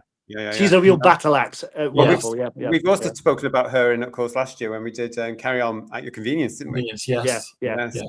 But this is her first appearance, I believe. It is, yeah. She then popped up again in Carry On Spying, not a year or two down the line. She's in a movie with William Hartnell round about this time as well. And I've forgotten the title of it, but yeah. Silver Wolf is saying to us, guys, it's why I love the old carry-ons. They are just good, funny films that can always make you laugh. It's also a quintessentially... now, I'm going to say this about some of the later carry-ons, and I may have mentioned this before, seem to capture a sort of idyllic fantasy version of what Britain was like. In a sense, it's quite... it's not quite truthful. But this one is slightly different. Again, I think because it's not supposed to be a carry-on, if as we're saying there. But this is quite as it was of the time, if you know what I mean. With with the cabs looking the way they did, the cafe the way it is, the roads the way it is, even the title sequence, which you mentioned, George, where they're driving down. I love the fact that you get members of the public going, "What are they doing?" I love that. But this one for me captures more or less what life in Britain would truly have been like, rather than the hyper-sensualist camp stuff that comes later on in the 70s. Do you know what I mean? Yeah. It's a lovely feel. I'm glad you appreciate that as well, Sliverwolf, because it really, it just. I watch these things and I nearly cry. I just think, what have we lost? How did we get to where we are? What's gone on? I was trying to work out what Walnut Cracknell was as well, not the innuendo of the actual thing itself. Yeah. So I can remember you could buy a bar of walnut crackle in a cinema. I got that reference. Did you? Yes. I remember mint cracknell, that kind of thing you get in the 70s, but I don't remember walnut cracknell at all. Yeah, no, there was a walnut crackle. I remember crackle, it. Right. Yes. I only remember a walnut whip.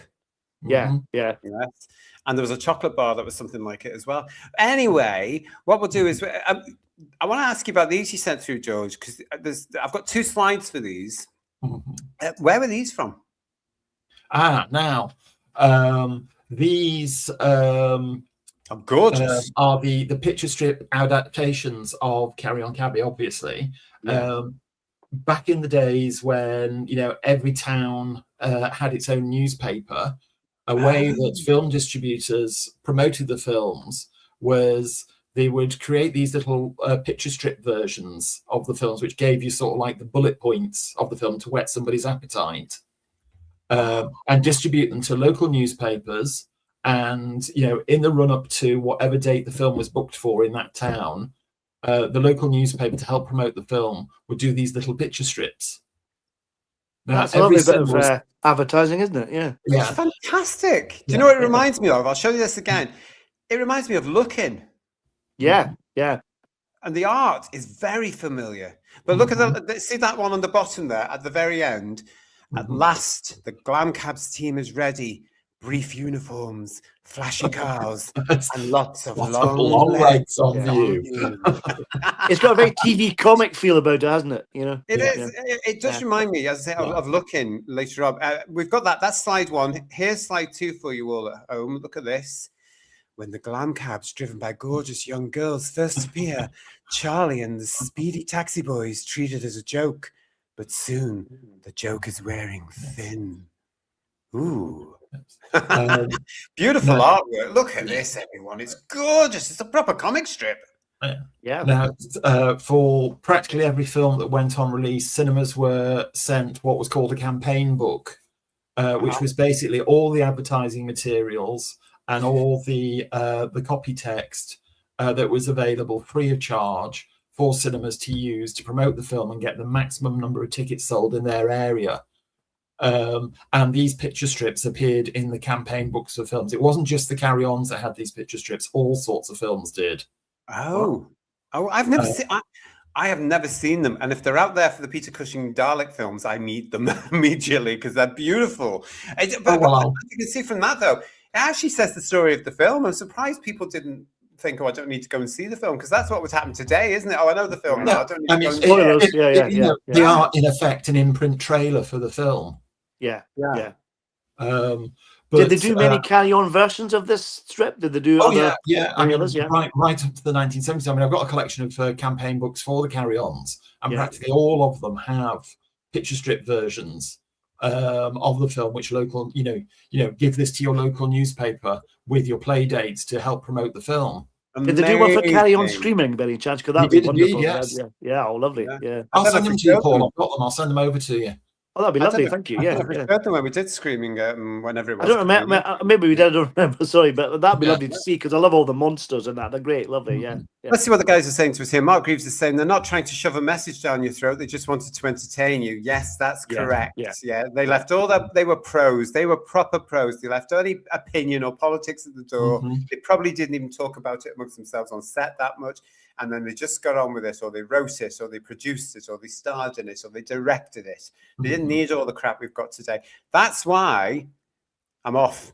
That's why I reckon everybody, yesterday television here in the UK and all the Eden channels are allegedly on a par with the main channels. Yeah. When it comes to I'm not viewing. surprised. Yeah, I was nearly late coming on tonight because Planet Spider was on tonight. I was watching part 5 of that. I've forgotten Doctor Who was on today. Civil War is saying, looking, that takes me back. Yeah, it'll take a load of us back because we all grew up with that sort of thing, didn't we? But that artwork reminded me of the beautiful artwork that went on through decades on Looking, and it got an awful lot of us interested in how comic strips ran and who was drawing them. And we were so lucky to be around when we were, weren't we? Because we had all these wonderful adults giving us all this brilliant stuff and really setting us off and thinking about things and wanting to know more and getting into it, therefore creating a whole industry of artists and producers and directors and writers and actors and, God knows what, lighting. It was just happy times. Funky. I remember the days of a cartoon before the movie and the ice cream lady in front of the screen before the movie. Me too. Yeah. Always loved it when the ice cream lady turned up. Ooh, yes. A great big, a huge big box. Yes, and it was, it was usually, if you got the right money, haven't got any change. That's right, yeah. And it used to get square bits of ice cream that went into a square cornice at the cinema. I loved those walls ice creams. They were superb. Absolutely. Is that what they were? They were walls. They were vanilla. Lovely. Square, weren't they? Yeah. And I always thought that was you had to wrap hilarious. it and stick it in your comb. Yeah. You were misses. Yeah. So, and sometimes, if we were lucky, you got the ones in the little plastic tubs later on in the 70s. Yeah. But that horrible Kiora orange juice you got that tasted the plastic. That was horrible. That was horrible. I remember that. Yeah. Blah, blah. Wow. This is Boomer Doug. The artwork is so good. I bet it's the same artist that did Looking. It wouldn't surprise me, actually. It wouldn't surprise me because they were all around doing all sorts of stuff, weren't they? We look at that long leg on display in the second frame. I'm sure you do, Stephen Braddock. Yours. Rory Neal saying to us, loved Looking. I used to get that in the 80s. Used to love reading the different ITV regional listings. Gosh, happy days. You say, I used to look at the back of these listings magazines for all the kids with our programs on it. And you go, how come they're getting Wurzel at 5:40 and I've got to wait till 6 o'clock? I remember they did the Tomorrow People strip. It was lovely. That was really nice, yeah. Oh, the Tomorrow People. They were all great strips because they were proper artists, weren't they? They really were. The Sapphire and Steel one, of course, is legendary. Robin of Sherwood came later. If they'd done a carry-on one, though, that would have been hugely fun because they had Benny Hill. Yeah. Do you remember? They had Benny Hill all the time. But I reckon if they'd done a carry-on one, that would have been quite big, madam.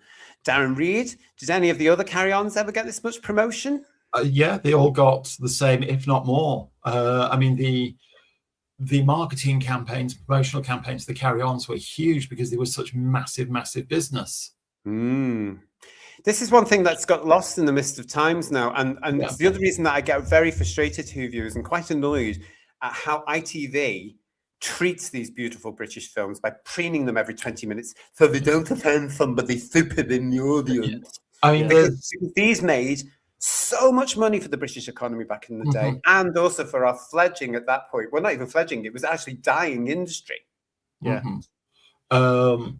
I mean, the vestiges of the promotional tie-ins still survive in the films. I think the most obvious one, again, moving away from Cabby for just a moment, there's a scene in Carry On Camping between Charles Hawtrey and Kenneth Williams. Oh, not the scene. Yeah, where Charles Hawtrey's managed to blag a room for the night at the hostel. Yes. And I can't remember the actual dialogue, but Hawtrey says to Williams something like, "Oh, I must give you something for your kindness."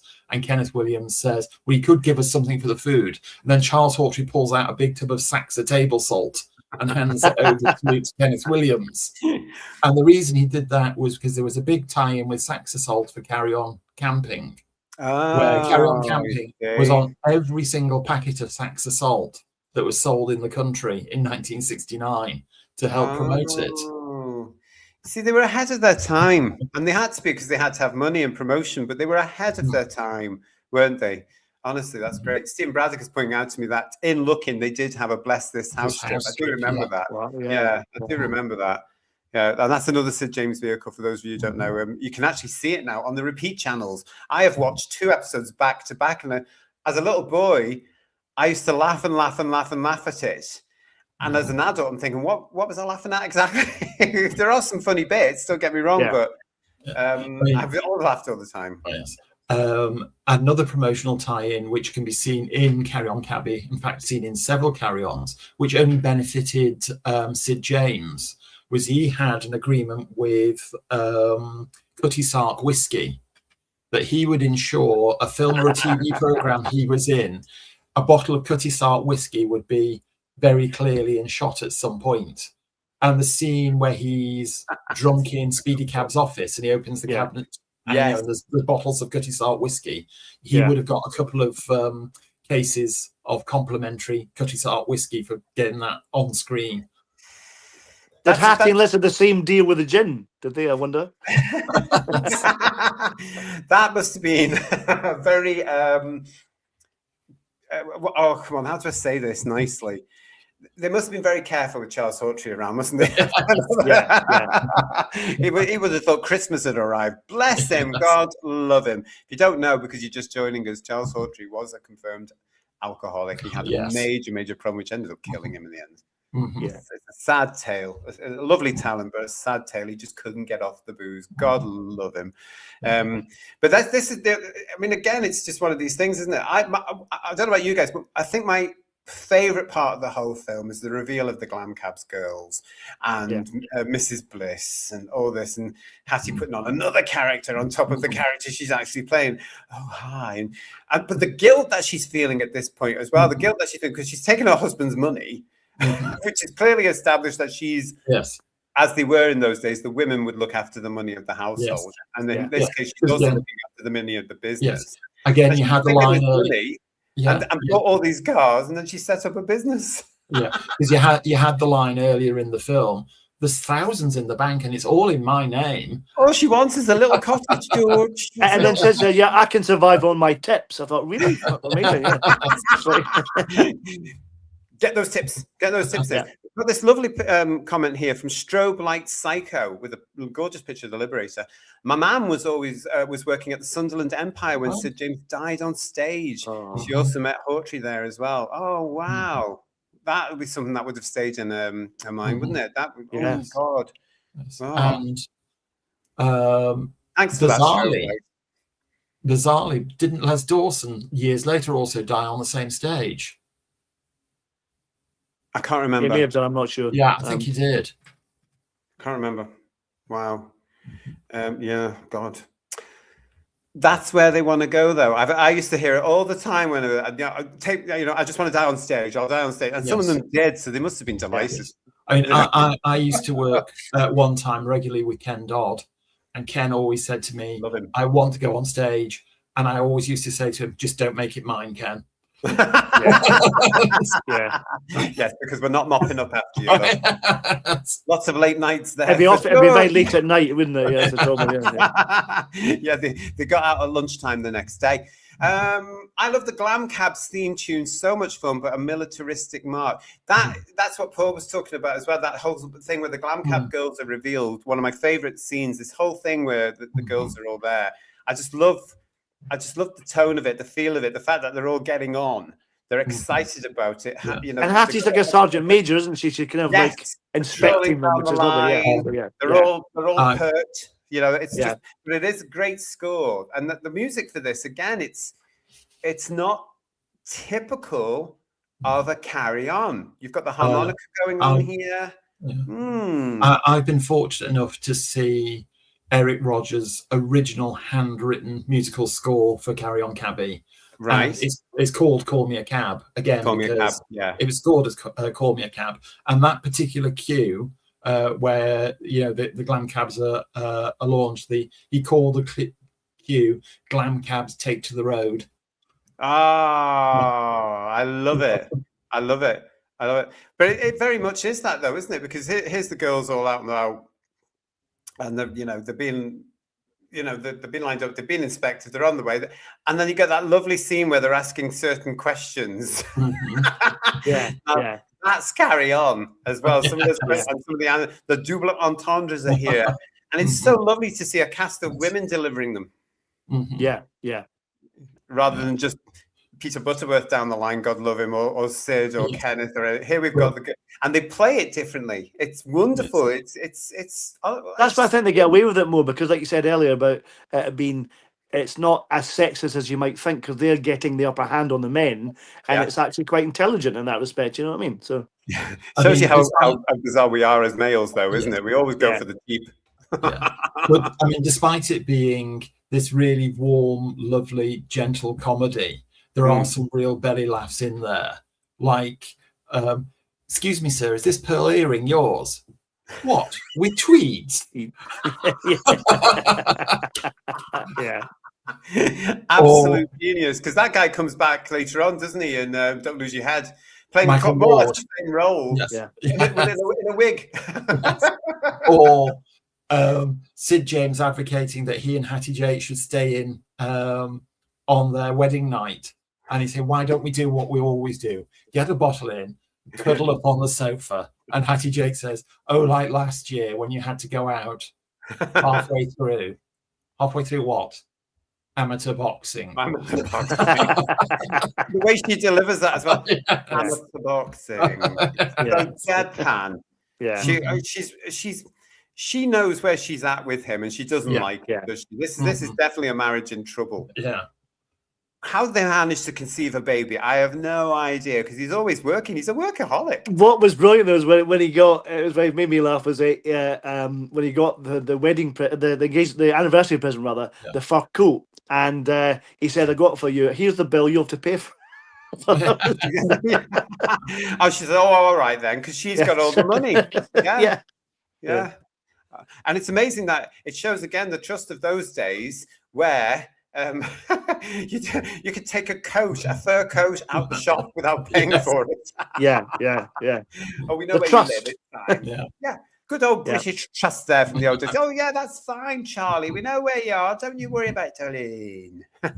You take this dead animal. Proper fur coat in this as well. They wouldn't like that. Oh, no. That scene will be cut then on ITV3, yeah. But see, if they did, it would be ridiculous, wouldn't it? Because again, it's integral to the film, because he's palmed her off with this to shut her up, because he's just realised it's their anniversary. He knows full well he's going out to work. It's featured later on when the poor one, that lovely scene where Hattie's character is preparing for their night up the town. And you just know it's not going to happen. And I don't know about you guys, in the chat, but when I watch this all the time, I feel really bad because I know it's not going to happen. The first time I watched it, I remember thinking, you're not getting out, love. And she's the powder puff and Who'd have thought a towel would make Would have all that made all- difference? Yes. Is it green for oily skin or oily for green skin? I love that moment when she puts the powder puff on her face and she goes like that with all the powder. It's lovely. That's really Again, nice. it shows you how good she is, because that's all Yeah. part of what an actor does, isn't it? And she's The doing business it. is lovely. Yeah, it's nice. Yes. Yeah, I mean, she Oh. did drunk absolutely brilliantly as well. yeah, yeah. Subtle drunk, not Yes. over the top drunk, Yes. like we would have got later on in the Yeah. series. But here it's played again. It's played real. The two girls, the two women are they're pissed. Although Liz But it- Fraser's lightweight, she's asleep. You see. Yes. But it's again, it's just, you know, it's not the over the top you know, they're still there. It's a believable character. Yes, Yeah. and that's down to her, I think, absolutely. Marie, hello, darling. Marie UK saying to us, Hattie had the best facial expressions too. She didn't need to say much to make me laugh. I totally agree. Yeah. I Yeah. totally agree. It's like we were talking with that deadpan line there. Yeah, amateur boxing. Yeah. That But- face, yeah, just but- brilliant. She also used that to pull the heartstrings as well. I mean, the scene where Sid finds out that his wife is Mrs. Glam, and he storms out of the office, and it cuts back to Hattie Yates' reaction. You know, the look of absolute devastation on her face is just fantastic. Yeah. Even before that, when she tries to tell him and he won't listen Yeah. to her, I need to tell you about I'm pregnant and also I'm Mrs. Glam, and he won't listen to. He just storms off. He's got his plans to stop them, and he doesn't listen. Yeah. And that's really Yeah. tragic, isn't it? Yeah. It's terribly tragic. Yeah, absolutely. But again, it shows how ridiculous he is, because all he's Yeah. focused on is his bloody business. He's forgotten completely he's got a missus. Yeah. You know, and you know, she basically really does. She spanks his behind by doing this. Yeah. At the end of it, though, you know, it's I've always think what could possibly happen next. I don't know about you guys, but I'll often go off on a little tangent in my head thinking, they're going to have the baby. He's got 2 businesses now. How the hell is she going to get him away from 2 businesses, for heaven's Yeah. sake? You know, what's going to happen there? But they can't still run 2 cab companies in this tiny town, can they? They can't. No, they can't. No. Yeah. What will happen though? I Yeah. don't. A sequel is needed. I need to know.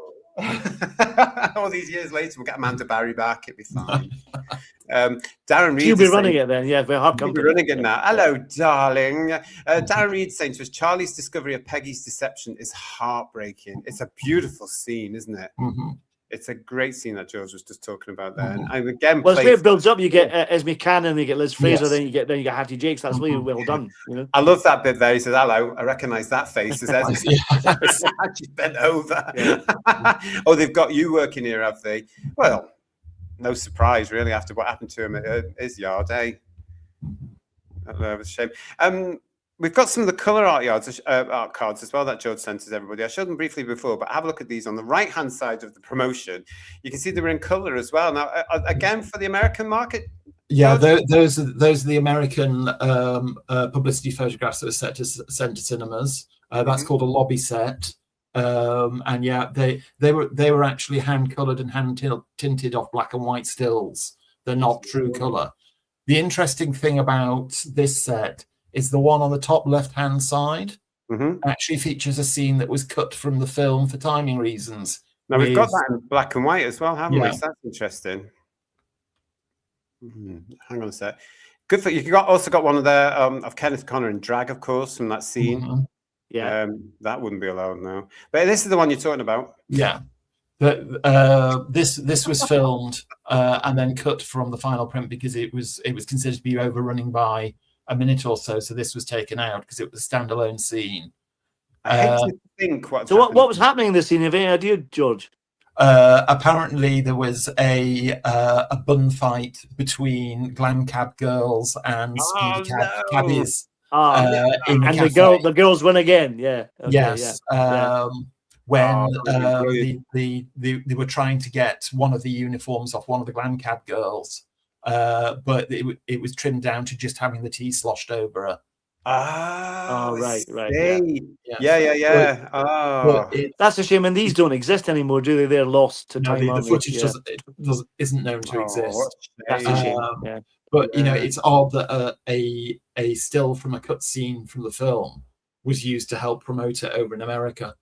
Yeah. Oh. It's a good Ooh. visual scene, isn't it? The Yeah. picture looks really visual, doesn't it? With the cakes Yeah. in their mouths. Yeah. It's an interesting, and actually, I'm going to say it's actually quite a typical carry-on plot line that would be used later again, wouldn't it? Really, the whole thing about, right, how are we going to get at them now? Oh, we've got to have an inside woman. We've got to have somebody on the inside, and of course they don't have one. Like So they Kenneth drag, Cope. they drag Yeah, up, yeah. they drag up Kenneth, and it's so funny how they do that. It's, you should see him. Yeah. Oh, Brendan Breslow as well, of course. Yeah. So, As Amanda Barry said, everybody on set was including Kenneth Connor, was crying, laughing when they were shooting that scene. Yeah, fantastic. He looks hilarious. It was ridiculous. Yeah, It's a great scene, isn't it? Because the plan is to put him as a glam cab girl behind into the business, so he can open the doors for them, so they can get out and wreck everything. It's criminal behavior, actually. It's vandalism that they want to do here. So they drag him up to do it, and the girls are onto it, of course. Straight, they know all about it. It's so that's the thing. I love that that we was talking about earlier about Amanda Barry with the mask on and stuff, and she asks Kenneth Connor to loosen it up a bit, and I love her expression on her face that she knows that he doesn't know that they know kind of thing. It's really clever. It's just that way, but he plays it so beautifully because he does this. Yeah. You see signs of where he's going with characters later on. It's absolutely brilliant. What a turn! Absolutely smashing. But it's a great scene because you just think to yourself, okay, how long is it going to be until he gets quite excited here? Until he can't do it anymore? Yeah. It's not long, really, is it? He's absolutely terrified. No. He's absolutely terrified about he's got to go in and take his clothes off in front of all these women. Steve Braddock is saying about what you were saying there. It's a shame we lost that scene. It is, isn't it? It is. It is. And they would have just thrown it in the bin. Yeah. Steve Hindley with one of the classic lines here: "Starting candle, there's nothing better for stopping something." Yeah. It's all good stuff, isn't it? It's all good stuff here. But it's nice to see that, they're still around. Some of the coloured pictures for the American Archers, the ones that they coloured in for them. It's very nice. It's very nice to see. And there they are. They're pink. They're sort of pink outfits. Glam cab pink. Have you guys got a favourite scene then in this in Carry On Cabby? Well, the denouement, particularly with all the cabs, is my favourite bit, I would say, because I love that build up and the build up to the trying to catch the criminals, and then all the cabs come in. That's really well done, and it's I love that. And we said earlier about Peter Gilmore and the two criminals are really good together. They really play it really straight, and I love all the trying to track down where they're going and blocking off the roads, and then that line about F the Union and stuff. It's lovely. So I love all that kind of stuff. It's that's probably my favourite bit of the entire movie. Is that the end of it? That end section's superb. What about you, George? I have to say the final payoff, because it works. One of the reasons it works so well is there's real tension there, and the stakes are high. That despite the differences, you've got pregnant Peggy and Sally in the back of the cab. They're in danger, and they're doing absolutely everything they can to get them to safety. So it builds a real sense of jeopardy there, and it's so well shot and so well edited and put together that it's one of the best finales for Carry On film that there is. The bit that makes me laugh, there's a switching back and forth for the music. The different switching music, that makes me laugh, because occasionally it's a bit abrupt, but it works, I think. But as just a standalone moment, one of my favorites, which I think just really illustrates how wonderfully talented Hattie Jakes is where the camera's just on her and she's on the phone to Sid pretending to be Mrs. Glam. And the, as you said, the voice that she puts on, and she says, she's coming out with lines knowing full well that she's got her own husband on a hook. Well, it would be much better if we took over your smelly old business. No, it's a brilliant scene, isn't it? I love it. But it's so good the way she's built out. Silly old business. Of course, we'd have to upgrade your cabs. And as for the drivers, you have to admit most of them are past it. I love the fact though when she goes to get the glam cabs and she says to the salesman, "I'll have 15." Really? Oh, Yes. wow. He must have made a lot of commission that day, I'd imagine. Well, Yeah. he retired after that, Paul. He did, yeah. In old money. Yeah, absolutely. Yeah. What we got from the guys in the chat? Mark, John Roberts saying to us, I love the old school cabs themselves. Yeah, they're amazing. Those old blocky ones, aren't they? Well, really? Peg 1, the cab that was with the registration plate Peg 1, still survives to this day and is in still full roadworthy order. Really? Wow. Who's got her? Yeah. I believe now it's at the Bewley Motor Museum. Really? It still survives to this day. Oh, that's nice to know, isn't it, Who viewers? Yeah. So, and if it's a museum, those were great photographs when you saw the wedding photographs with Peg 1. That's a lovely photograph of the wedding and the story. That's so well done as well, isn't it? Yeah, it's nice because you only see it briefly, isn't it? Yeah. And the wedding photographs, yeah. But again, it says a lot about the character of Charlie that Sid's playing because there's a bloody cabinet. Yeah, he's probably going back to work after the ceremony. Yeah, yes. That'll be it. So, yeah. Straight away, yeah. No honeymoon until I've done a couple of shifts. Yeah. What else we got here? What's this from Sliverwolf? I think the bit at the end where Sid James tries to radio back to get a cab but breaks it and says to Charles Hawtrey, "Call me a cab." And watching Charles running off to go get one very quickly. He does as well, doesn't he? Yeah. What else we got? Derek Hart is saying to us, I can't remember when I saw Carry On Cabby the first time, but I love how the competition between Sid and Hattie and Charlie. Oh, hello. Yeah. I don't think that's interesting, Derek. I think Charlie sort of, Mr. Hawtrey sort of accepts himself as a secondary player here because the two big ones are Sid and Hattie, the way I look at it. Yeah. Although they're still an ensemble and it wouldn't work without them. But Charles and Kenneth are sort of the next rung down, really, on the billing. Yeah, they are. Yeah. But Charlie Hawtrey got a couple of direct-to-camera lines and close-ups, which would have had, cinema audiences falling off the chairs laughing, which would have been enough for Charlie Hawtrey. Where he does a direct-to-camera and he just says, "Oh, I could punish myself," and then walks out of shot. Yeah. You see, that's the beauty of not being there at the time when these things were on at the pictures. Yeah. Completely different audience back there, and who was watching them and who was appreciating. And I would imagine the Carry-Ons were great date movies as well. I've said this before. I've never actually seen, like you, GT, one in the cinema. I have seen a Marx Brothers movie in the cinema, and the reaction watching with an audience is wonderful. I'd love to see a Carry-On film in a cinema with a full audience to get some of the gags I'm probably missing. You know what I mean? So that you in a collective audience, you laugh.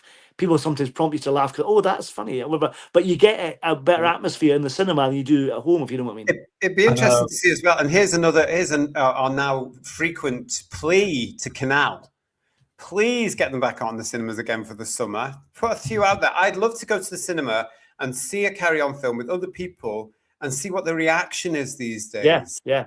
Whether people have got the ability to laugh at those bits now, I saw the last few of the series on original release in the cinema, and one of my earliest strong cinema memories is going with my family to see Carry On Abroad when it was first released. Right. Wow. And from the screening, the only bits I really remember of the film were Kenneth Williams in the exploding switchboard.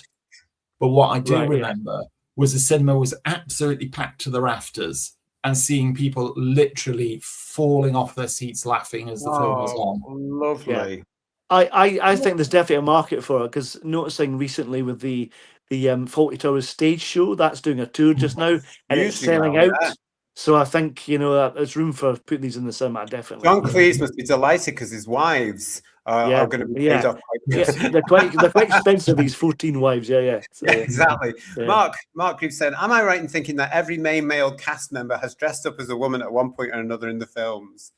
Pretty much. Probably, yeah.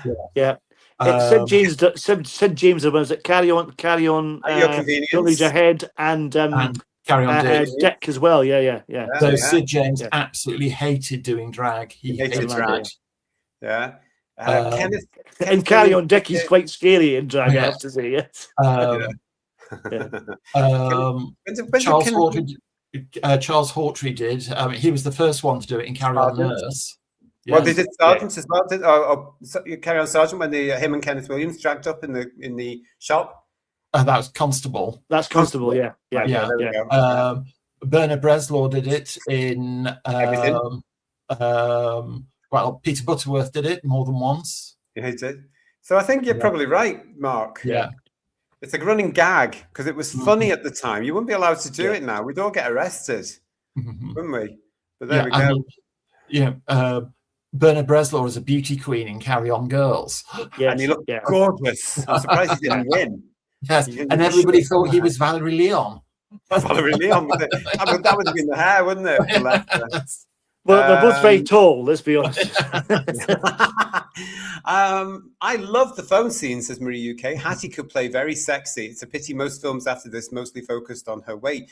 Yeah, I mean, we all know that Hattie was a very sexy lady off screen as well, wasn't she? She knew how to party. She certainly did. And she was very taken with gentlemen, wasn't she? Yes, she was. God love her. But this is one of the few films, certainly in the Carry Ons, where you laugh with her rather than at her. Yes. It's later on that, when they can't get her for the insurance reasons and stuff, that final one she does with Dick. Oh, that's awful. It's a terrible thing to do to her. But we'll come to that in time. I do love her in Carrying Inconvenience, the lady I've talked to before. We've done that, haven't we? But when she's with the budgie and trying to get the bets and all that, that's lovely. That character's really silly. Yeah. Stephen Braddock is pointing out, and you know me, Who viewers, I just don't care. It's one of my favorite lines in the film. Could you imagine this line nowadays? I've just seen a smashing bit of overtime driving a cab. I love that line. It's so ridiculously of its time. A smashing bit of overtime. I just think it's funny. Call me old-fashioned. That was one of Charlie Hawtrey's lines, wasn't it? Yes, that's it. Yeah, which is even funnier coming from him. That's probably the other thing I get. I mean, another thing that Peter Rogers and Jerry Thomas did to get lines past the censor was they knew certain members of the cast could say things that other members of the cast couldn't. Yeah. So they knew they could give quite a loaded line to Charlie Hawtrey, and the censor would go, "That's fine." If they gave the same line to Sid James, they go, "No, we can't have that." Yeah, it's too lecherous. Yeah, it's true. Yeah. Oh no, we can't. The agent would be on the phone saying, "What are you doing to my client?" Forbidden Man is saying, George, I saw a few of them in the cinemas. How I'm actually quite jealous if you got to see them in there. Honestly, Steve Braddock is saying, I saw Carry On Abroad and Camping at the cinema. Everyone was laughing. I'm so jealous. Camping would have been a phenomenon. A phenomenon, mustn't it? Really, we haven't got to that yet. That's to come. Honestly, Forbidden Man also saying, "Of course, we bunked it." Did you really? You bunked it? Okay, I'm taking that means bunked off school. But that's when you could stay and watch the film round and round and round and round. Yes, continuous performances. Yeah. For whatever shillings you were paid. And Captain, my captain. Nice to see you, mate. Sadly, any carry-on film would be cut to buggery these days. Loads of jokes cut out. Even if you've got no soap on that bit, it's cut from abroad. Yes, I saw that on the... this is why I'm so upset with ITV and the fact that they're butchering these beautiful, very important British classics, which are cinematic legends. Yeah. Name me another franchise that went for 20-odd films and made the money the carry-on films did. 31, actually. Well, 31, yeah. There was, I mean... they're British films like that. I mean, come on. And they cut all these wonderful things so the gags don't land. So they're not going to attract the new generation of kids like they did with us, because they're just going to think, that's stupid, that's silly. Well, they're just cutting all the funny punchlines, aren't they? It's just ridiculous, isn't it? A lot of the line, you haven't got a gag. Yeah. Well, a lot of times with the carry-ons, it wasn't the gag that was funny, it was the reaction to it, and they cut the reaction. It's all part of the thing. I've mentioned it before on the show as well. The famous scene with Barbara with the two hearts there and the other again, heart Doctor. Yeah. Snip to hell. So all you get is Jim Dale going. It looks stupid. So any kid coming along with this will go, huh? Well, of course it does, because out of context, it's a really stupid thing to do. It really is, you know. Yes, yeah, Well, it is. Angela Douglas once said, "Oh, I caught Carry On Cowboy, one of the Carry On she starred in, on TV the other day. It was so cut I wasn't in it." Yeah. Oh God. Oh my goodness. It's a crime as far as I'm concerned. I did actually tweet whenever we did these I think it was either last year or the year before when we were doing them, certainly before I was off. And I tweeted ITV and said, please stop butchering and editing the Carry On films. They never got back to me. It's terrible, isn't it? Awful. It's awful. I wish my name was Terry Tankard, said Steve Hinley. Well, you can be on this show if you want, Steve. We'll call you Terry Tankard if you want. Pint pot. Or pint pot, yeah. Yeah, that's where it's all going. JT says, Cara, are you going to do Sergeant and Nurse? We've already done Sergeant, my darling. We did Sergeant as our first one a couple of years ago because, of course, it starred the late, great William Hartnell. So we've done that one. That's on the Carry On playlist here on the channel. We, of course, will be doing Nurse because the plan, Cara, is to do them all. We're going to be looking at all, well, maybe and not. sadly, William Hartnell was too expensive to come back, wasn't he? I think. Yes, he was, yeah. Yes. He or his agent priced him out of to Carry On Nurse. Yeah. But so if you are just joining us on the channel, you can go and look at our playlist. You'll see a whole load of shows from the 3 years we've been going, a whole load of shows. We've got the Carry On playlist there for you. And it's glad that I'm just delighted that we're back with them now and we're starting up again for this year. We have a lot still to go, which I'm delighted to.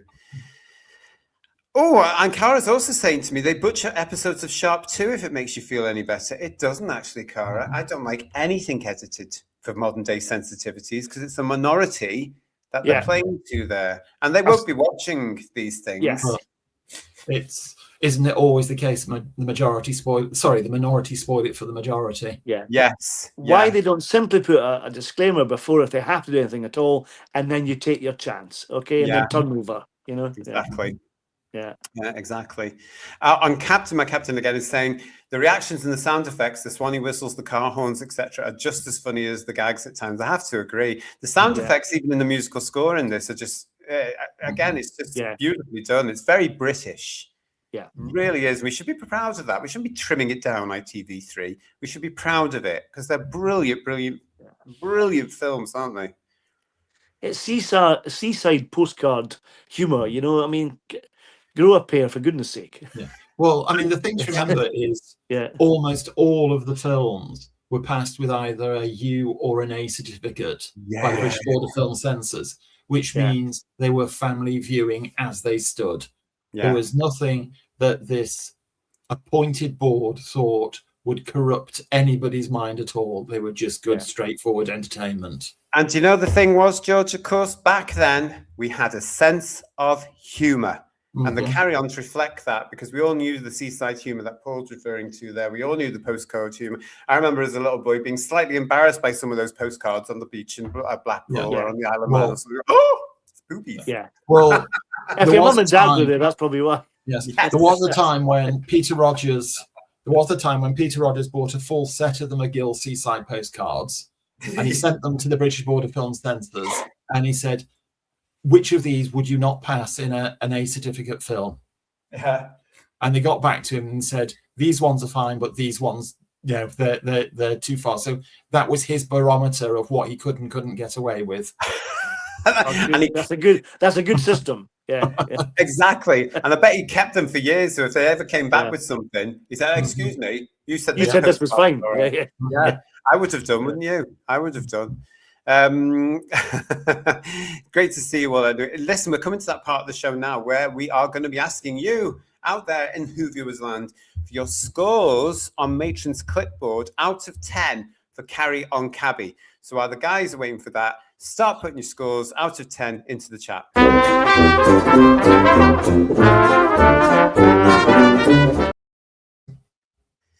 Here we go then. So I'm going to start, Paul, with yourself. Actually, look at this from Darren Reed, which is worrying. In the dystopian future, the carry-ons will be exchanged furtively in brown paper bags. Oh God! Oh dear. Just like we used to do with Doctor Who videos back in the day. There's a show. Yeah, we have to go to a shop and them in the top shelf, and you can't quite reach. Exactly. Yes. All right then, Paul. So carry on. Could I have a copy of Carry On Doctor? Could I see Yes, Smiley? please. Yeah. Under the counter, kind of thing. Yeah. That'd be more like, Yeah.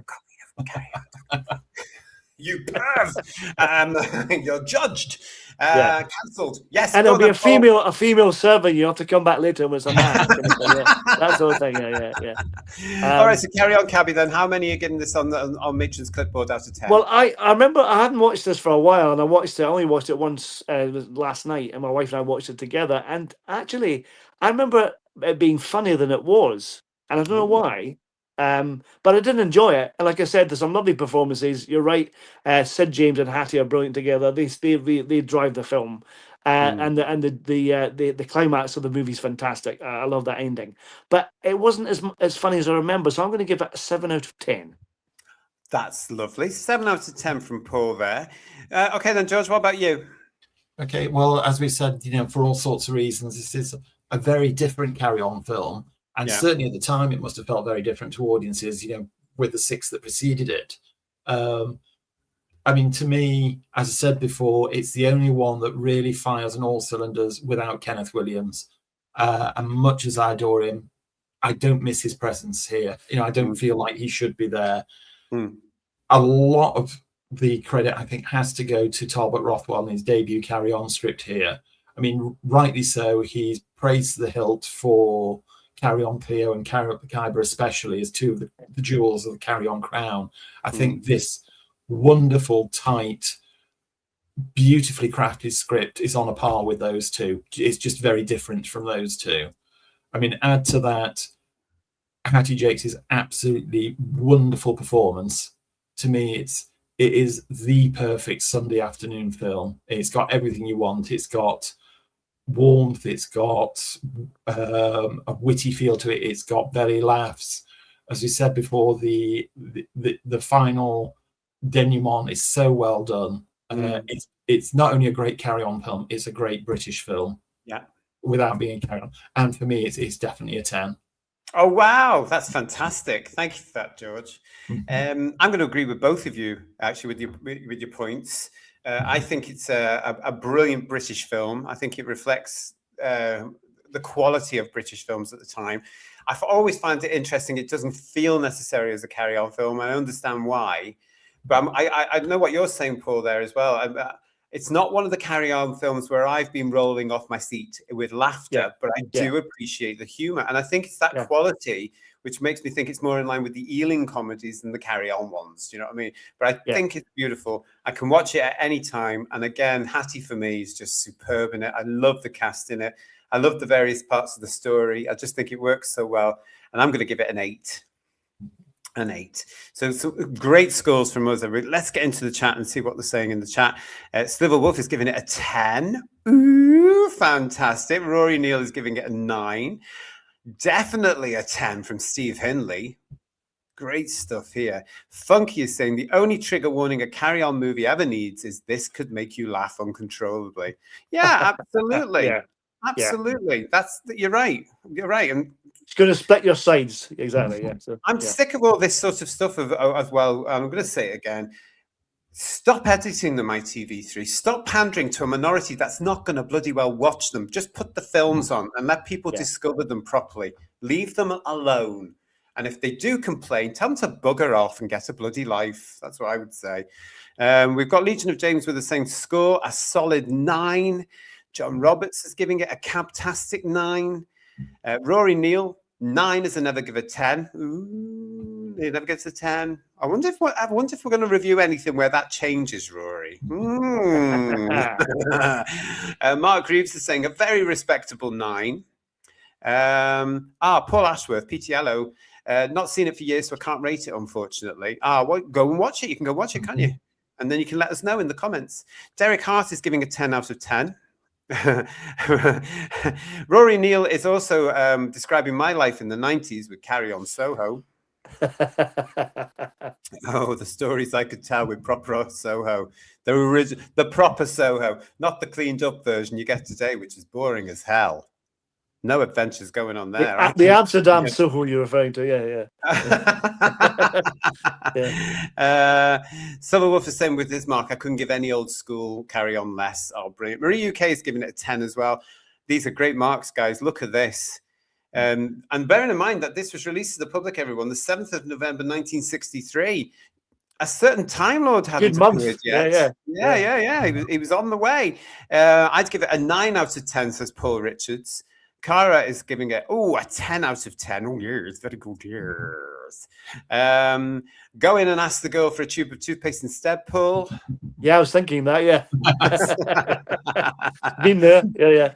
How many tubes of toothpaste can you possibly have? Funky1463, I'm giving it a 7 out of 10. I don't know if it's because it's black or white or a contemporary one of them. That's fine, no problem. Hello, Matt. Matt in Spiel with us saying I'll have to catch up, but better late than never. It gets a 7 from me.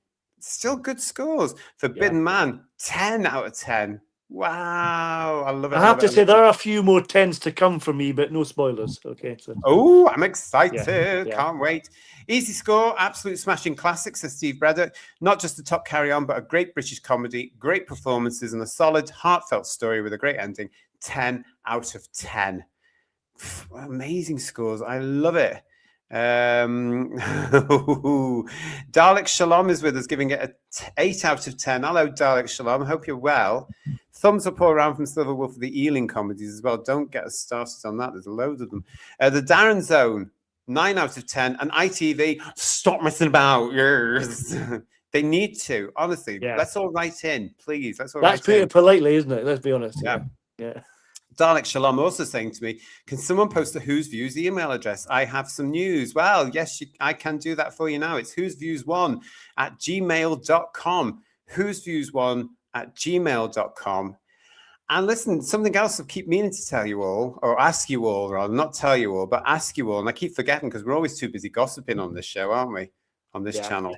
But why not give us a hype? Have you seen this thing? It's been around for some time, but you can give us a hype. Beg your pardon? You can, Paul. Yours. You can give you can, really? Yes. Is that a euphemism? Just checking. It bloody well is. Yes. It's a hype. So have a look at the thing and do the thing and give us a hype if you like. You only get so many a week, but there you go. whosviews1@gmail.com there for you as well. But yeah, you can hype us. I like a good hype. Ooh, I think somebody's just done it there. What have we got? Steve Henley has given us some little glam cabs there, everybody. Look at that. Lovely. Wonderful. What else we got? Any more for any more? For the scores on Matron's clipboard. Anybody got any more? No? If not, I'm going to call it. No, okay, I'm going to call it on that one. Well, that was a great show, I think, everybody. Well done. Thank you, Paul, and thank you, George. And George, again, thank you for all your big knowledge on the Carry On films. Not at all. It's a pleasure to bore you.